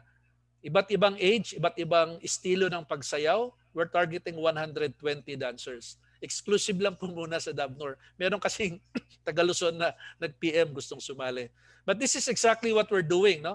Pandemic is not a reason why we cannot have competitions. Sorry. Ito po, nabanggit ko kanina, ang sports po ay hindi lamang para sa atleta, coaches, at technical officials. We also have other stakeholders. We also have our own client. I'm talking about our own capital employees. We have this weight loss challenge kasi apparently we are now living in a sedentary lifestyle. So nagkaroon kami ng weight loss challenge. Anong pinagkaiba ng weight loss noon at ngayon? Yung weight loss kasi po noon, meron kaming 100 participants. Dati kasi 20,000 yung premyo namin. 20, 15, tapos 10,000. Pagdating po ng kalahati, mga 2 months na, kalahati po umaayaw na, you know why? Kasi parang nadidismaya na sila kasi sure winner na yung grabe mag-lose eh. But this time, our weight loss challenge is different. Take note of this. Kada kilo po na binabawas ninyo, we give you 300 pesos. 200 lang yan. Dinagdagan ni Kuya Gob ng 100. So you could just imagine, makalose ka ng 10 kilo, edi meron kang 3,000. Yung nag-champion, I understand, mga 15 kilos, 17 kilos. 8 times 300, kumita siya. Don't get me wrong, no? Money is a good motivator. Tama? But it's not the end thing. Ang logic po nito is, it takes a while to build a habit. Kasi pagkatapos po ng premyo, somebody asks, paano wala ng premyo? But yung 100 days, yun, nagkakaroon po ng habit formation. We're very happy about this. They lost 544 kilos. 105 employees in 100 days. Okay, so yun po ang ating weight loss challenge. All right? So I hope we could share also. Pwede nyong sa ibang LGU yan, pwede nyong tawag nito, i-customize kung ano ang gusto ninyo. Ayaw na namang bumaba. Tech group, okay. Meron kaming yung sa Capitol, we call it Capitol Olympics. So makikita po natin sa gitna yung aming butihing gobernador, si Kuya Gob Edwin Hubahib. Kasama po tayo doon sa pagbibisikleta. Okay? Ito po yung itsura. Ito po yung bago mag-COVID. So masaya po ang sinasabi po natin, hindi po natatapos ang intramural sa mga eskwelahan. Kasi pagdating po sa Kapitolyo, mas gera, mas malala, mas buang, sorry for the term, mas creative yung ating Capitol Olympics. So we're very happy about this. Maging health and wellness conscious po yung ating mga empleyado. Dumako po tayo sa mga institutional projects po natin. Firstly is the establishment of provincial sports associations. These are the local NSAs. Okay? So far po, meron na rin tayong na-organize na mga NSA, mangilan-ngilan po rito. Ang nature po nito kasi is parang federation. No? So it's a provincial structure. Ayaw na pong gumalaw. Tech group, help me. Ito po, meron na kaming local PSA, Provincial Sports Association. Football, chess, sepak takraw, swimming. Ang kagandahan po nito, mga kasama, kung meron kayong inoorganisa na grupo na palaro, hindi na po kayo mahirapang kumuha ng technical officials at coach kasi meron kayong masasandalang PSA. Alright? So, dyan lang po kami. No? So, pag dumating po dito yung PSC for the Mindanao Batang Pinoy or for the National Batang Pinoy, job, kailangan namin ng local flavor para dagdagan kasi kukonti lang yung dadalhin nila from Manila kasi it's expensive. It's not difficult for us to get those technical officials because we are organized. Pero po, I understand, marami tayong mga officials ngayon na nakikinig sa akin coming from different NSA. Ito po ang challenge po namin sa inyo. Organized na po kami rito. Pero hindi po lahat dito ay naka-affiliate po sa National NSA. Nagbigay na po kami ng instruction sa local PSA namin. Baka pwedeng umugnay doon po sa NSA. Pero on that note po, sa mga nakikinig na NSA, baka pwede rin pong mag-reach out kayo para meron kayong local na chapter dito sa amin. No? Lalo pa sinasabi nila, yung NSA daw ay wala daw tunay na grassroots. No? I'm not into argument with that. Pero it would help a lot na yung NSA ay meron pala silang representation dito sa barangay, dito sa municipalities by tapping with the organized local PSAs that we have. I think it's a good match. The next is yung EO number 63 and 64. We are organizing this. We've organized this before. And by virtue of the instruction of Chairman Ramirez, we really have to reorganize again. Huwag po kayong matakot. Sabi nila, bakit kayo mag-oorganisa ng Sports Council? Ang pinag-uusapan ngayon ay COVID. Hindi po. Kasi po, mag-uusap pa rin tayo ng sports. Gaya ng ano ba ang dapat na i-allowed? May IATF ruling. Paano ba natin ini-interpret dito? Baka may mga sports program na violative na dito. No? Ano ba ang mga pwede nating suportahang sports program para malayo ang mga bata as mentioned kanina. So, ibig sabihin po, mahalaga pa rin, may relevance pa rin yung pagsabuhay at pag-organisa, pag-reactivate ng PFSDC bagamat nasa gitna tayo ng pandemya.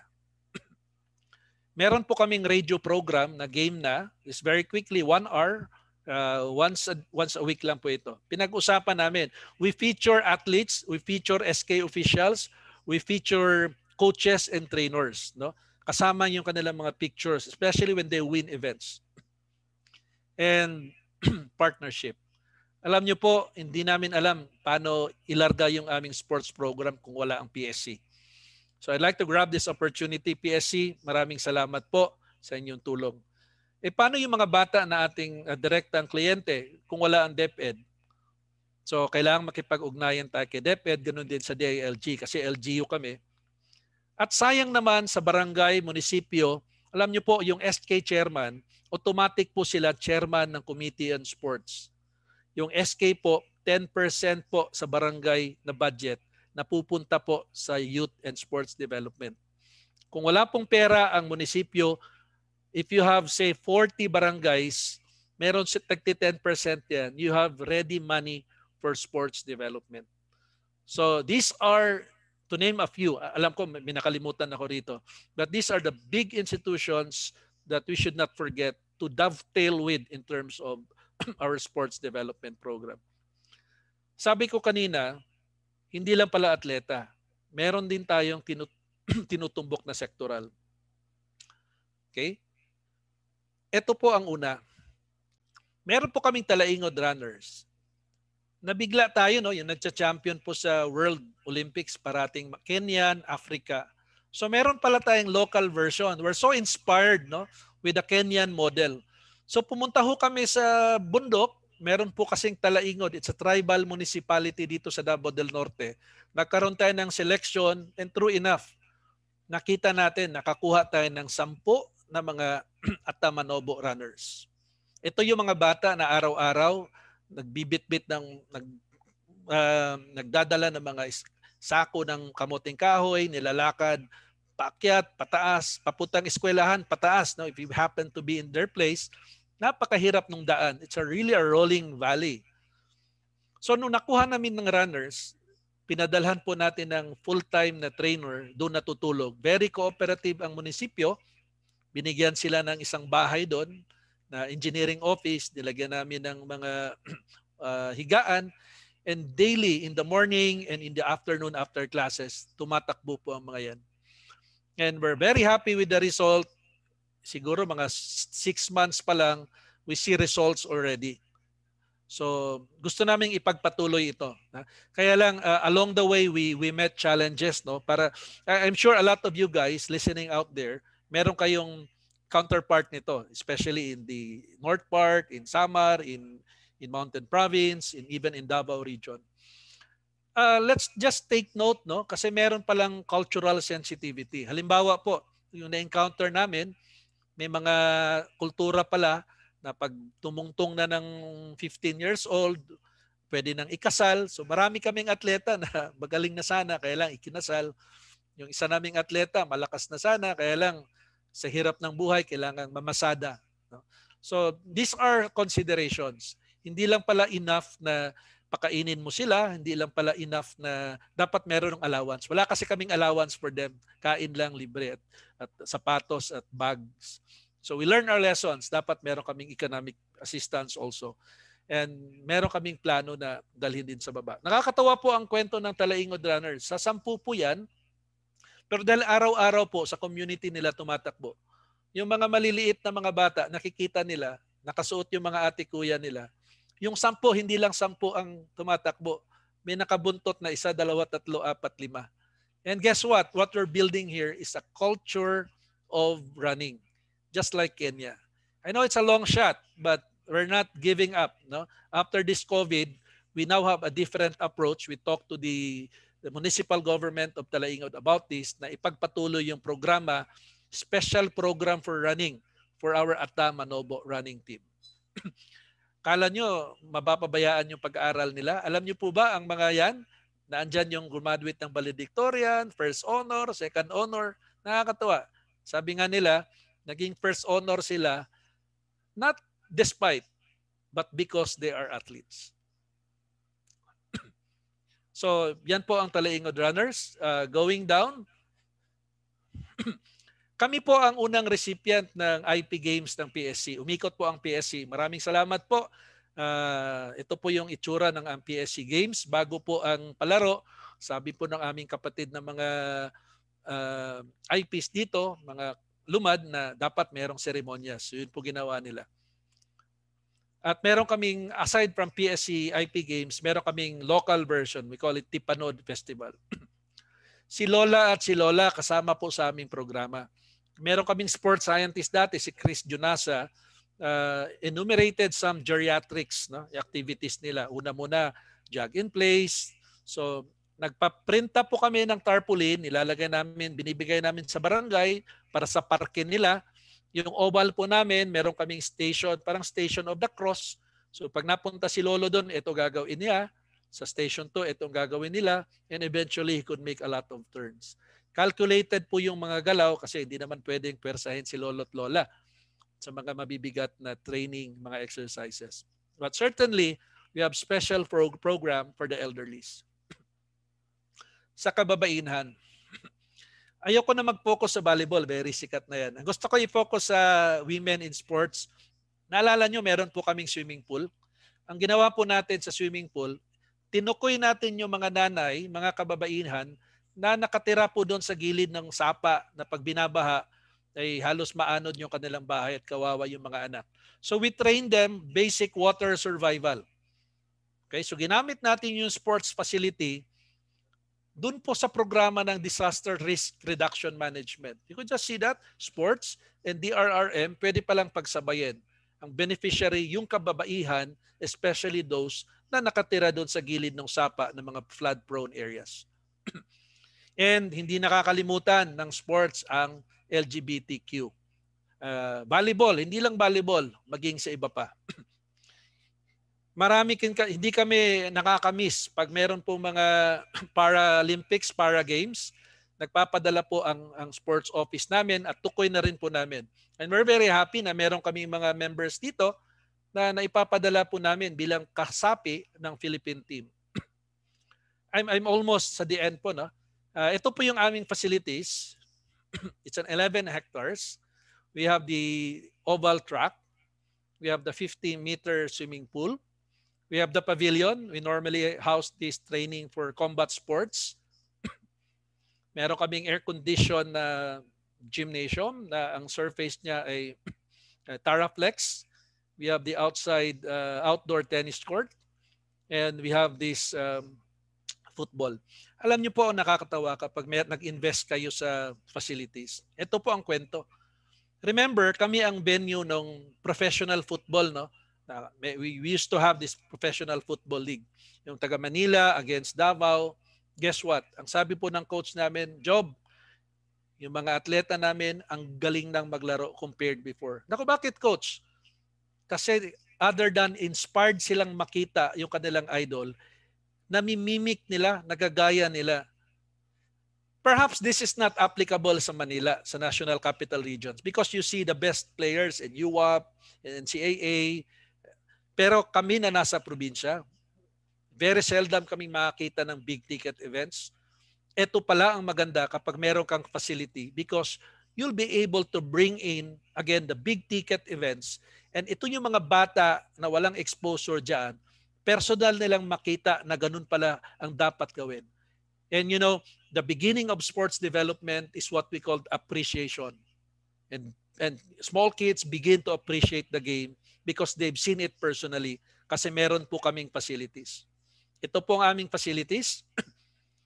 At ito po, may bago kaming mataas po ito na 14 meters yung vertical, good for gymnastics and volleyball. Inaayos na lang yung polyurethane na surface po niya. Ito po yung aking opisina. As you can see, I'm wearing my uniform. Hindi ko kailangang magbarong o magdekorbata kasi government employee po ako. So this is my office, our office, no, sa Saido. This is how it looks like. Sa labas po, ito po ang aming opisina. What's the message here? Ang message po dito, if we are really serious in sports, bigyan po natin, if there are mayors listening right now, if you're really serious in sports, provide your sports office a good building, a good facility, sa gesture. Marami pong maengganyo. We meet, no? Meron po kaming sariling conference room. We have our own gym, fitness gym. And hindi po kami mapapahiya. Very corporate po yung setting because we mean business. DAVNOR means business when it comes to sports. And we're dead serious about this. So, balik po ako sa kwento natin. We've experienced different battles. Kayo din. Battles against pandemic, battle against sedentary lifestyle, battle against not so good politics na hindi nagpa-priority ng sports.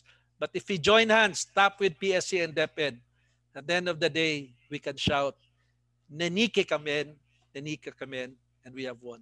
Maraming salamat po sa pakikinig. Thank you very much, PSC, for the invitation. To all sports coordinators, commissioners, and to the lovers of sports, mayong hapon. Hope you've got something from my talk. Thank you. God bless us all. Maraming salamat po, Mr. Giovanni Golanes. Again, sir, thank you very much. I think nakita ko rin yung mga participants natin ngayon, sir, na very grateful sila for the opportunity to hear yung mga inyo po mga insights and mga shinare nyo po sa amin this afternoon. And again, we also take this time to thank everyone po sa pag-intindi sa amin on our technical difficulties earlier. Now, we will move forward po. I will take this time to fill out our evaluation and attendance verification forms. Napaka-importante po nito dahil lahat po ng participants ay kailangan mag-fill out dito. And this will be the basis of your presence today and your session certificate. So right now, as we take a 5-minute break, i-flash po namin on our chat box ang ating evaluation and attendance verification forms. You may check it now. I believe it's available there. Buksan nyo po ang ating chat box. Nandiyan na po yan. And kindly fill out po ito. This will be the basis again for your presence for today, as well as your session certificate. Yan, right now. And required po talaga ito for the issuance ng mga certificate po natin. And you can find the forms in our chat box. Please make sure po na both forms are submitted before or by the end of our session ngayong hapon. So it's right there. Now, as we take a 5-minute break po, you may also take this time for a water break, a bio break, and everything. For those po na kanina ay anytime po from this 5-minute break ay you may send in your questions like what we did po on our first session. Lahat po for our open forum, in preparation for our open forum, like what we did on our first session, you may send in your questions sa ating pong facilitators 1, 2, or 3. Nasa chat box din po sila. Tingnan nyo po ito at hanapin nyo lang po either facilitator 1, 2, or 3. You can also send in your questions para po sa ating open forum maya-maya po. And ayan na, I believe our evaluation and attendance verification forms are already in our chat box. Please access them right now. Diyan na po yan. And required po tayo to submit both forms.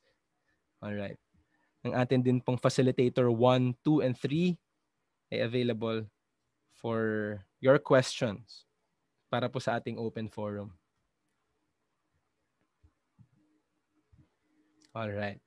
And needed po talaga ito, ang ating pong both forms natin, evaluation and attendance verification forms ay needed po para po sa issuance ng inyong mga certificate.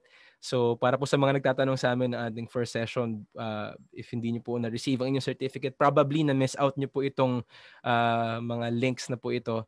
So right now, please check ang ating chat box for the evaluation and attendance verification form.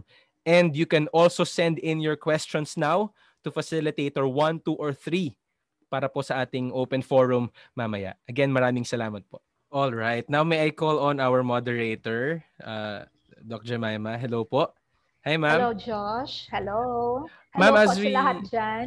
Yeah, ma'am, as we are taking our break right now, hingi tayo ng konting reactions from our participants. Voluntarily lang po ito, ma'am, no? So if sa mga participants po natin, if you want to react, kung meron po kayong gustong i-share also a reaction about our discussion kanina, you can raise your hand right now, pwede na, and we will spotlight you. Also, kung gusto nyo rin pong i-message ang aming mga facilitators 1, 2, or 3, you can now, and we will give you time and at least recognize you and to also share your reactions. Tama ba, ma'am? Yeah. And meron po bang nag-volunteer? We are asking for volunteers if someone wants to react and share something, kanila pong mga natutunan sa ating discussion for today. Okay, right now we have 432 participants in the room. Baka meron pong gustong mag-share or mag-react sa nabanggit po ni Sir Job na mga sports game plan ng Davnor game plan. Baka meron po kayong gustong i-share Yeah, I or think i-react before we proceed with the open forum. all right. Yes, we already have, someone already raised his hand. May we have, one of our sports coordinator. Okay, Sir Leo. Hi, Sir Leo. Good afternoon. Can you unmute, sir? Hello, Ma'am Jem. Hello, Sir Leo. Kanyo, madungog ko ninyo? Yes, sir. Yes Dungog. po, madunggan, sir. Naririnig po. Job, congratulations. Very relevant, informative, and I know well prepared kid ka ni. Thank you, Sir Leo. Yeah. Job, during my stay as a sports coordinator sa PSI, I was able to observe that it's good for you sa Davnor, your governor, your LGU is very supportive. But sad to note that the truth of the matter is there are some LGUs who do not make sports as priority, and that is one of our challenge kita nga mga sports coordinator kung unsaon nato how can we encourage and let our LGUs understand that sports is really part of the SA system supposed to be in an LGU. So I would like to thank you for shedding lights to all of us regarding your plans, your strategies in Davnor. How were you able to let your LGU appreciate sports as part of the whole system of the LGU? So in fact, Job, I was able to get some points from your talk, which I think is very helpful to us. The truth of the matter are there are still LGUs who do not put emphasis to sports activities. They do not put sports in their priority list. So thank you very much. That's all, Job. Thank you very much. Thank you for the reaction, Sir Leo. God bless you. All right. Thank you, Salamat Sir po. Leo. Yes, thank you, Sir Leo. Okay, may nag-raise din po ng hand. May we have Sir Russell Mauhay? Yes, sir. Please unmute po. Hello, good afternoon po sa lahat. Narinig po. Yes, sir. Okay. Good afternoon po. Okay po. So first po ay congratulations po talaga sa ating group ng Philippine Sports. Ano po? At nabibigyan katulad ko, nabibigyan ng pagkakataon na makasali sa mga ganitong prestihiyosong samahan, ano po, lalo na sa ganitong panahon. Si Sir Job po, congratulations sir. Dalawang kamay sir yung nakataas sa akin. Kasi Thank you, sir. Thank you. Lahat screenshot ko lahat yung mga programs na ginawa nyo. And then talagang kahit ako hindi ko masyadong naisip na pwede pala yung mga ganong klase ng competition. Hindi agad nagsisink in sa akin na nga pala meron ganon, ano po. Ang isang ano ko lang sir sana dito concern gusto ko lang i-share, ano po. I'm not particular sir kasi sa group ng mga LGUs, yung sa ibang lugar, ano po, sa mga region and then sa national. Siguro sir napakaganda kasi hindi ko rin naman sir masabi na full support talaga yung nangyayari sa ibang lugar. Bagamat alam ko na meron ding mga LGU sa ibang lugar na nakikita natin yung suporta nila, pero yung sa inyo kasi nakita ko na wala ko dong masabi. Ano po? So ang sa akin lang sir, siguro magkaroon kaya sir ng pagkakataon na yung grupo ninyo as sa buong Pilipinas or sa isang region or para ma-share yung ganitong klase sir na sport yung nangyayari sa Davao po sa Davnor na ma-share natin sa iba sir. Since Philippines na rin yung pinag-uusapan dito, iba't iba na yung sistemang nangyayari. Kasi napakaganda ng sample na ibinigay ninyo sa amin at nakakatuwa kasi tulad po namin mga coaches and trainer, hindi namin kahit anong buong puso naming ibigay yung lahat ibigay namin sa sports. Pero kung kulang po yung suporta talaga ng nakatataas, wala po talaga kaming magawa. Ano po? So ang sa akin po siguro kung sana magkaroon ng pagkakataon na kayo mismo ay isa sa mga maging speaker sa buong Pilipinas na rin para maipaalam dito sa mga mayor, sa governor natin na baka gusto niyo tularan yung ganitong klaseng programa namin at nakikita niyo yung result. Ano po? So thank you po. Maraming salamat po sa time. Ano po? Thank you, sir. Thank you. Very flattering, no? Pero the truth of the matter here is yung pagkuha po ng suporta ng ating local chief executive ay maraming paraan. Minsan kasi, kumukuha tayo ng pondo, ito yung common pitfall eh. Gob, Mayor, pahingin ng 5 million dyan para sa sports development. You know, what you quickly receive is a big no. Kasi nauna ang budget, saka pag-iisipan ano yung programs and activities. The best strategy is present your plan, what you've done before and what you intend to do. And, you know, just trying to persuade him its relevance. Mauna muna yung plano. And makita niyo yung kagandahan, budget will just follow. It's easier said than done. Pero sa tingin ko, may soft spot ang mga mayors, no? Mga governors na yan. It's either talagang kausapin niyo heart to heart anong effect nito, or daanin natin sa good politics. Alam mo ba, Mayor, 30% kabataan. Magandang pwersa yan sa eleksyon. Hindi ako namumulitika, but this is good politics. If you spend your money in sports, then nakaka-develop pa kayo, naging popular pa kayo sa taong bayan. Sa magandang paraan. Thank you. Okay, thank you, Sir Russell and Sir Job. Ayan, magiging national sensation ka na as national speaker, sharing the story of Davao del Norte. Okay, can we have one more? And then we will have one more reactor, and then we will proceed with our open forum. So tawagin po muna natin si Sir Ismael Veloso III. You can unmute po, Sir Ismael.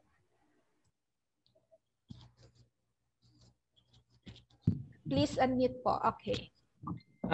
Okay. Mr. Gulanes, kaibigan ko to eh.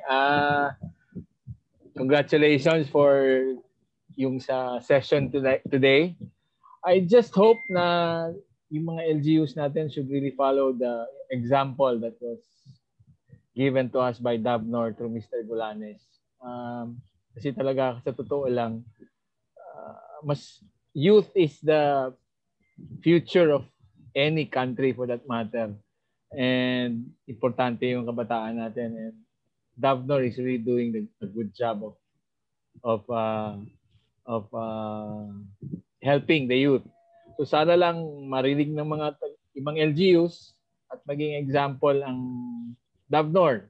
And Sir Gulanes, keep it up. Thank you very much for everything. Thank you, Sir Joe. Kita-kits. Yes.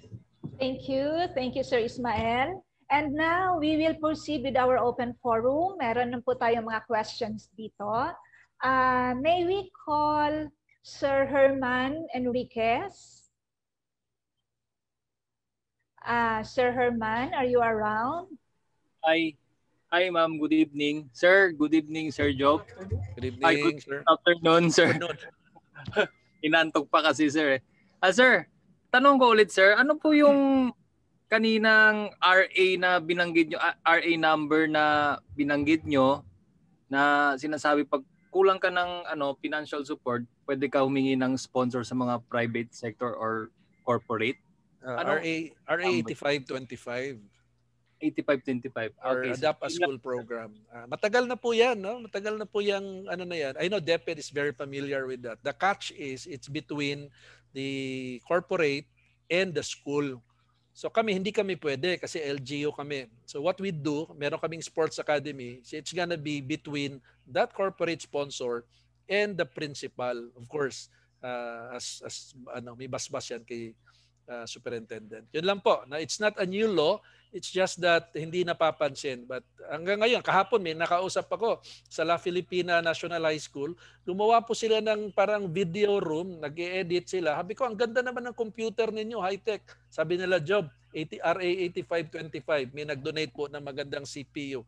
Sabi ko, see, buhay na buhay pala yung batas. Thank you. Okay, thank you. Thank you, Sir Job. Yes, that's Adapt the School program. Familiar po dyan ang Department of Education. Ganon din po, okay? Doon sa ating mga, yung mga gusto mag-sponsor, makakatulong po yun. Okay, we have another question from Cavite State University, Sir Eduardo Lugto Jr. Sir?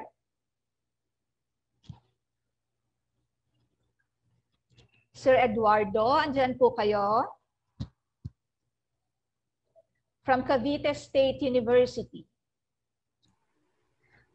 Yeah. Okay, parang wala. Balikan lang po natin. Balikan po natin si Sir Eduardo. Okay, let's proceed to another question from CTU San Francisco, Cebu. Ma'am Zara Sampan. Okay, may question po si Ma'am Zara. Are you around, Ma'am Zara? I think, ma'am, kindly bear with us lang po dahil marami po tayo dito. So I think we're trying to find Miss Sarah. Pero Miss Sarah, if you're here, you can raise your Okay. hand. Kasi ang dami po eh. We are 400 plus. Okay. Yes, ma'am. Okay, by the way, ito po, itatanong ko sa iyo directly, Sir Job, coming from PNA, coming from Sir Ivan Saldejano. Ito po ang kanyang tanong. Following the success of the Davao Aguilas in growing the game there in Tagum, are you looking forward to another Davao region-based soccer club joining the PFL soon? Yan po ang kanyang first question. Sige po.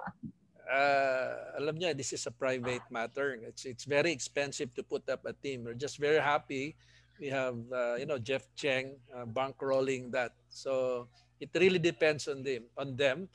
What we can do is pagandahin lang yung aming sports complex kasi kahit gaano pa kadaming sponsor, wala namang magandang playing venue, wala rin. So that's their call. Our take is to support. No? We have the facility, we have the pitch, and we have the people around. So good partnership. To answer the question, do we encourage that? Do we see another league? Hopefully, no? And we support that. Thank you. And another question, Sir Job, still from Sir Ivan. With the National Sports Academy coming up, are you open to sending some of your regional sports academy students there? That's a good question. I think I forgot to expound on matters about sports academy. You know, we had the meeting with all sports academy. Nakakatuwa po kasi ang dami pala nito. Meron sa Mindanao, sa Cebu, sa Visayas, sa Osamis. Ito po ang napagkasunduan. We asked the question, what would happen to us na local sports academy? Ang medyo prevailing concept is gawin po kaming satellite campus. Parang Philippine Science. Nasa Quezon City ang main, pero maraming regional satellite campuses. I think it's gonna happen that way. NAS as the main campus, kami, Davnor and others, Surigao, Sarangani, Cebu, Osamis, magiging satellite kami. And therefore, when that happens, hindi na kami kailangang magpadala pa sa Subic, sa main campus, because we enjoy the same quality of instruction, training, and everything about sports. Thank you. Okay, thank you, Sir Job. Another? Ma'am, I think si Miss Zara Josh? Zampan po is already raising her hand. We can go Yes, back. Ma'am Zara. Can you unmute, ma'am? Thank you. Ma'am, it's Sarah Sagala. Hello po. Hello. Yes po. First thing po, gusto ko pong i-congratulate ang PSC for launching this para po sa ating mga local government units para sa aming sports program. And syempre, congratulations sa Sir Job para sa inyong napakagandang sports program. Sana sa amin, not sa local lang po sa amin sa Tayabas, but also sa Calabarzon. Sana magkameron kami ng ganyan kaganda na sports program. So what gusto kong itanong is, meron po bang, kasi siguro sa inyo po sa Davnor hindi na po problema kasi meron na po kayong mga sports. Kasi Kasi dito po sa amin sa Quezon, ilan lang pong municipalities ang merong sports development sections. Like po sa amin sa Tayaba siguro, sa Quezon, 3 or 4 lang po na municipalities ang meron. Meron po mga coordinators lang and sports implementors na nagpo-focus sa selected sports lang po like basketball at tumututok lang po sila sa sports activities like mga tournaments. Now, sa amin po dito sa Tayabas, meron naman po kaming sports sections na nag-i-implement po ng mga sports programs like summer sports clinic, meron din po kaming IP games, meron din po kaming mga traditional games and wellness activities. Now, ang problema po namin dito is yung maayos na sports facility kasi wala po kami. Ang tanong ko lang po is, some other options aside from, kasi ang pong ginagawa ngayon is nakikiusap lang po kami sa DepEd na ma-access namin yung kanilang mga school gymnasium para sa mga training namin.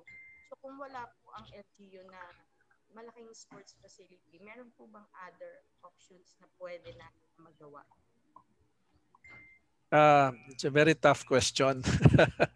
Well, una kong narinig po ito kay Chairman Ramirez. Sabi niya, hindi naman kailangan magandang ring. Kung kaya nyo mag 3-on-3 doon sa basketball sa ilalim ng puno ng nyog, bakit hindi gawin? Kung kailangan pwedeng magpatakbo doon sa dirt na sa barrio, 100-meter dash o magpatakbo ng isang 10-kilometer run na hindi naman kailangang kagandahan ng semento. Bakit hindi? I think I shared one kanina, yung sa open water, na hindi kailangang isang magarat mamahaling 50-meter pool para magka-develop ng isang top swimmer. So at the end of the day, it's really a matter of creativity. Tama po yung ginagawa nyo to tap yung mga existing. Meron pang magandang itap po yung barangay.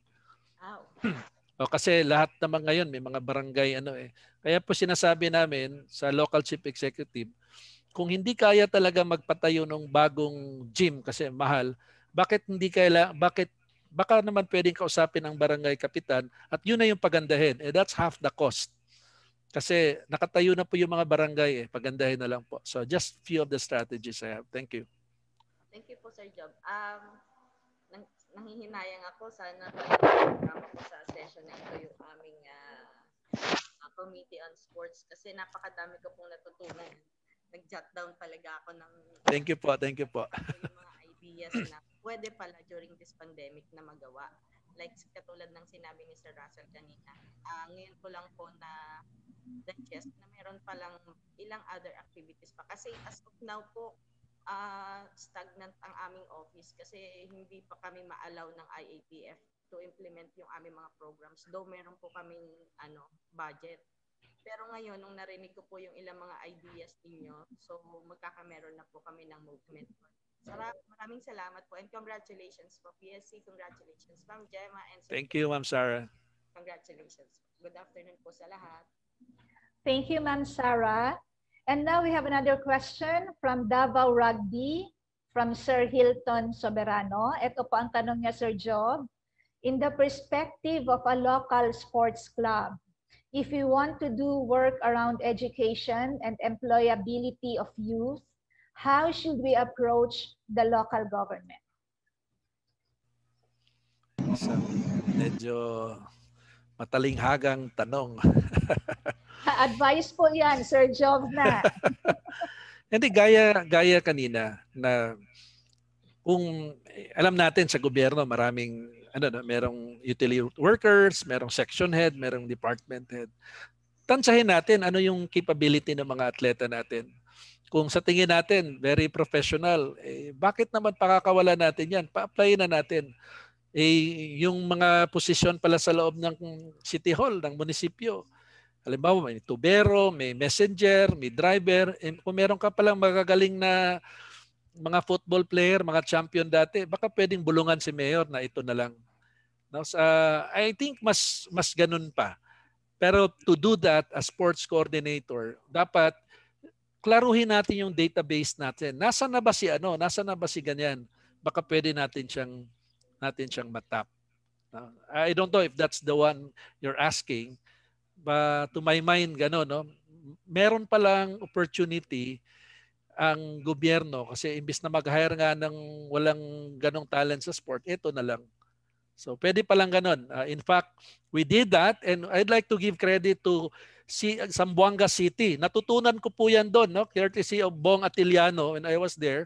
Pinagmalaki nila na pwede. Kaya pag uwi ko rito, pwede palang gawin. So hindi na kailangan mag-hire ng external coach kasi this time, kasama na po natin sa opisina. Thank you. Okay, thank you. We're running out of time. So last question na lang po, Sir Jog. This is from Ma'am Helen Rose Domingo of Ilocos Sur, no? Sports coordinator. What curriculum did they adopt sa Davao Regional Sports Academy and which department sa DepEd yung in-approach po? So, saan sila mag-a-approach sa DepEd? Okay. Meron pong ready curriculum ang DepEd. They call it SPS, Special Program in Sports.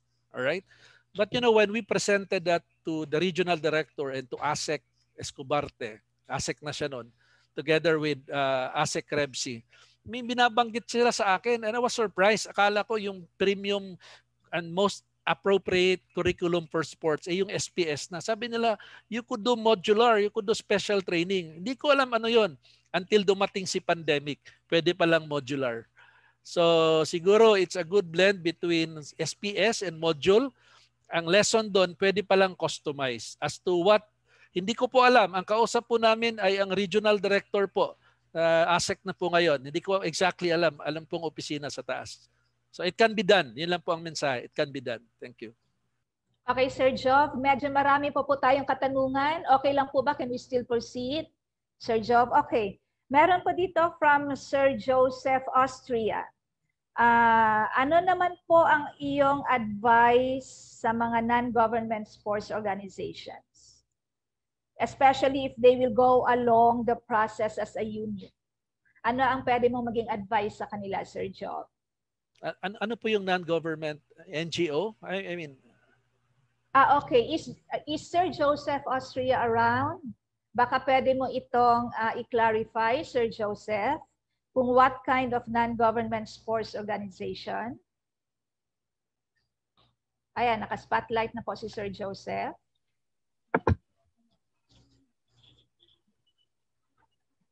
Yes, Sir Joseph, go ahead. Good afternoon po. Hello, Sir Joe Gulanes. Good afternoon, Sir Joseph. Ayan po. I'm representing Spike and Serve Philippines Incorporated po.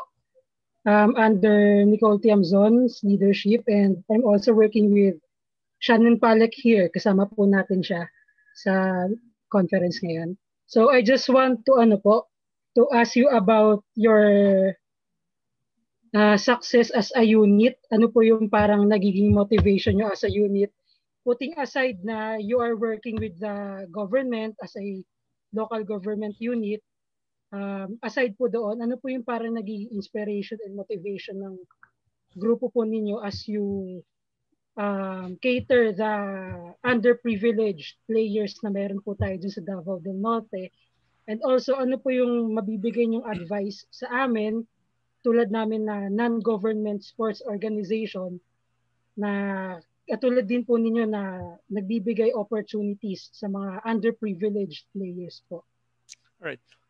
Una, it's our mandate. No? It's a mandate ng opisina namin na talagang sports. So we really have to work hard double time. Pangalawa, I think the strategy-wise, I think ang lahat ng sports coordinator ay umalis po sa opisina. It's paradoxical, no? Ibig sabihin, umikot po kayo. Mamasyal po kayo, puntahan niyo yung munisipyo. Pag may naglalaro doon sa ilalim ng punong puntahan niyo. Kung may naglalaro doon sa gym ng futsal, puntahan niyo. Ang pinakamagandang data and pointers ay wala po sa opisina, wala po sa libro. Nandun po produkto ng mga narratives and discourses ng kausap ninyong atleta, kausap ninyong DepEd teacher. So, if you ask me about the inspiration, these are the sources of our inspiration. Kasi yung datos, yung data, inanggaling po talaga sa ground.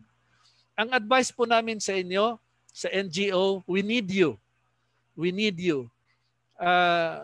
Nakita ninyo kanina, dami naming programa, pero sa totoo lang, hindi po malaking gastos yun. Pera, kulang po ang panggastos. Everything is scarce sa lahat ng LGU. So kung merong NGO, private corporations na handang tumulong, be it in logistics, be it in financials, or be it in warm bodies, na joint sponsorship tayo. Halimbawa, sagot ninyo ang invitation, sagot namin ang trophy. Sagot ninyo ang coach, sagot namin ang medal. Sagot ninyo ang speaker, sagot namin ang venue. So we can do partnership. Thank you. Okay, thank you, Sir Job. Yes, napaka-importante po ng partnership. Kailangan po natin yan. And we have last question here from our very own Executive Director, Attorney Guillermo Iroy. Maayong hapon sa imuha, Sir Iroy. Boss. Okay. Boss. Ito po ang question ni Attorney Iroy. Jobs, can you share your obstacles and difficulties prior to this success reaping right now? Ayan po. Hello, Sir Iroy. Nakikita kita sa screen. Ayan. Yun po ang tanong niya, Sir Joe. Recitation pala ito. Attorney Iroy, maayong hapon. Yun na nga, no? Ang dami ring kahirapan. Sabi nga natin, failure is not the opposite of success. It is part of the success. Hindi naman failure, but tama yun, obstacle. Siguro kung how the LGUs should perceive sports. Hindi mo na, it's incontestable. You cannot put sports at par with agriculture. You cannot put sports at par with infrastructure. Kailangan natin build. You cannot put sports at par with health, especially in pandemic. But the challenge, and that's the difficulty, because at a glance, talagang hindi talaga eh. But the challenge to sports coordinators is how to make it appear na it's also important and it's not good na baliwalain ang sports. Again, hindi nga siya pantay, pero wag mong tanggalin because it's disastrous. And the challenge is paano mo i-connect. At the end of the day, it's access, no? It's about health, it's about safety and security. So yun ang mahirap, no? Pero masaya kasi pag na-connect mo, everything else followed. May budget ka na, may infrastructure ka na, may pagkain ka na, may maganda na kaming office, naging department na kami. Ngayon sa bagong gobernador, doble ang suporta. Again, dahil nakita nila yung pagka-connect ng mga bagay. Thank you. Thank you, Sir Job. Thank you, Sir Iroy. And before that, before we synthesize, no, merong isang message dito na babasahin ko, Sir Joe. From DepEd, from Ma'am Macy Fresnoza. Ito po ang sabi niya, congratulations to the LGU represented by our speaker. I commend the programs you have for your kababayans. Your program is so inclusive that it left no sector behind. I love the program for the ALS. I hope it can be absorbed or replicated nationwide. As an educator, we are very inspired to create similar programs where we put sports as medium to serve the Filipino, especially the youth. Ayan po ang message ni Ma'am Macy Fresnoza. Thank you, Ma'am Macy. Okay, i-synthesize po natin ang naging session ni Sir Giovanni Gulanes. Okay, this is now the second session and it's called Sports in Local Government, a Model System. So if you remember, Sir Job shared DAVNOR game plan and he highlighted 3 things. We have the train, compete, and host. So ayan po yung programa ng Davao del Norte kung saan po very strong po ang kanilang mga sports programs. And he also emphasized identifying of priority sports. Ayan, napakahalaga po, sabi ni Sir Job, na mag-identify po tayo ng ating mga priority sports. And in fact, he even asked, pag walang panalo, kulelat ba? Yan po ay tinanong niya sa inyo kanina. And of course, he said no. O hindi po porket walang panalo ay kulelat na po. You have the opportunity to develop. Tama po ba, Sir Job? Na you are given the opportunity to develop the young, no, our children, our athletes. Ayan po. And of course, you also shared about school-based training and home-based training. At yan po, na-share niya itong napaka-interesting na Davao Regional Sports Academy kasi ito po ay so far nag-iisa with an RA na meron na po tayong Republic Act for that. At kaya nga po meron mga, I think some, lalo na po doon sa mga nagtatanong, anong curriculum ba? May nagtanong po anong curriculum or anong track ng senior high school na belong. We have the sports program naman po na track. Okay, meron din po tayong tinatawag na SPS in sports. Okay, si Sir Herman naman kanina nagtanong siya about sa mga funding. We have mentioned RA 8535, that is Adapt a School program of the Department of Education. So, pwede pong mag-sponsor at meron pong mga nakatalagang parang programa din po sa kanila like tax incentives, etc. etc.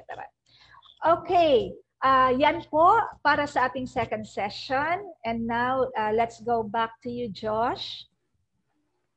Thank you po. Maraming salamat po, Mr. Giovanni Golanes, our guest speaker for our second session.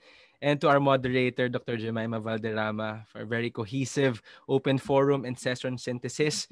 Alam niyo po, we are bound by time restrictions, pero we know that everyone here has a lot of questions to be answered to. And that's why earlier po we said na lahat po ng questions na hindi po masasagot ng ating guest speaker ay mapaprocess po. It will be included in our data processing sa phase 2 po ng National Sports Summit. So no data will be wasted. Everything will be turned over to our research. And we will now take this time, before we take this time to honor our guest speaker, again, nire-remind po namin ang lahat ng ating pong evaluation and attendance verification forms ay nasa chat box po natin. Sa mga hindi pa po nakapag-fill out, please do. This will be the basis of your issuance ng certificate po. And now, can we move forward to honor and award the Certificate of Appreciation para po sa ating second speaker for Sports Conversations 2021, and to award the certificate to Mr. Giovanni Golanes, may I call on our PSA Commissioner, Commissioner Charles Maxey, joined by our Executive Director, Attorney Guillermo Iroy, and our moderator. Commissioner. Yes. Let me read the certificate for Giovanni.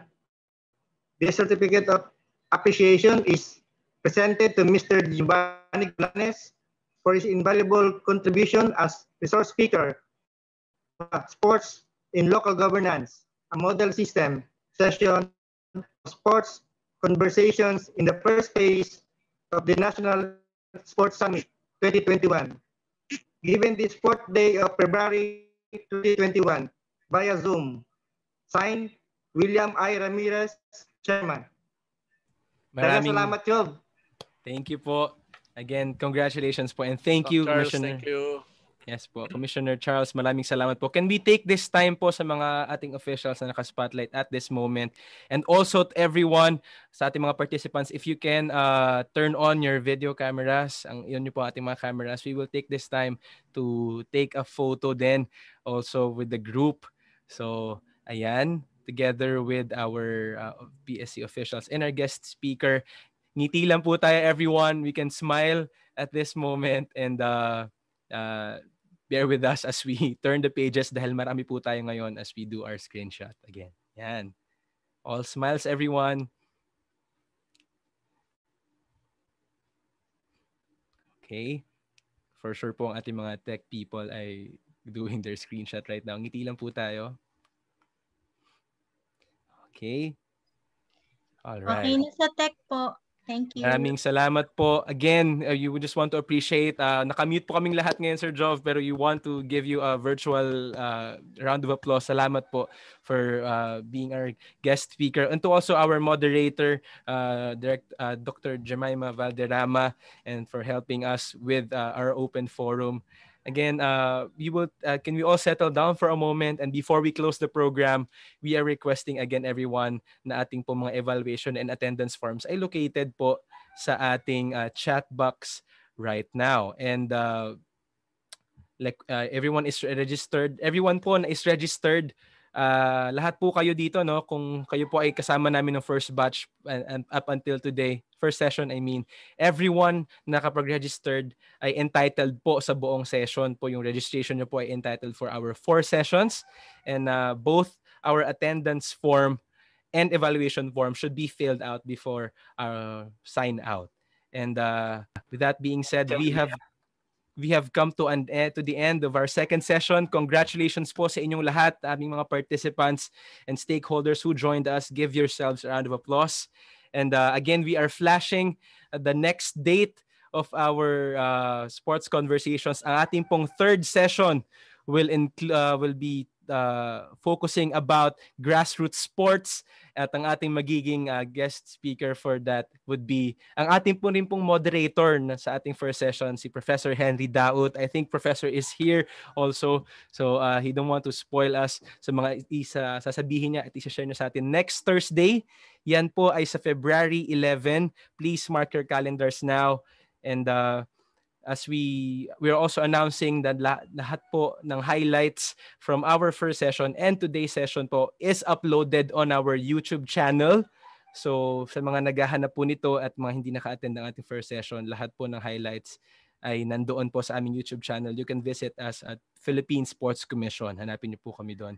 And on behalf of our Chairman William Butch Ramirez, our commissioners, Commissioner Arnold Agustin, Commissioner Celia Kiram, Commissioner Ramon Fernandez, and Commissioner Charles Maxi, maraming salamat po. Let us continue to converse, collaborate, and work together in unity for the advancement of Philippine sports. Mabuhay, and see you on February 11. Maraming salamat po.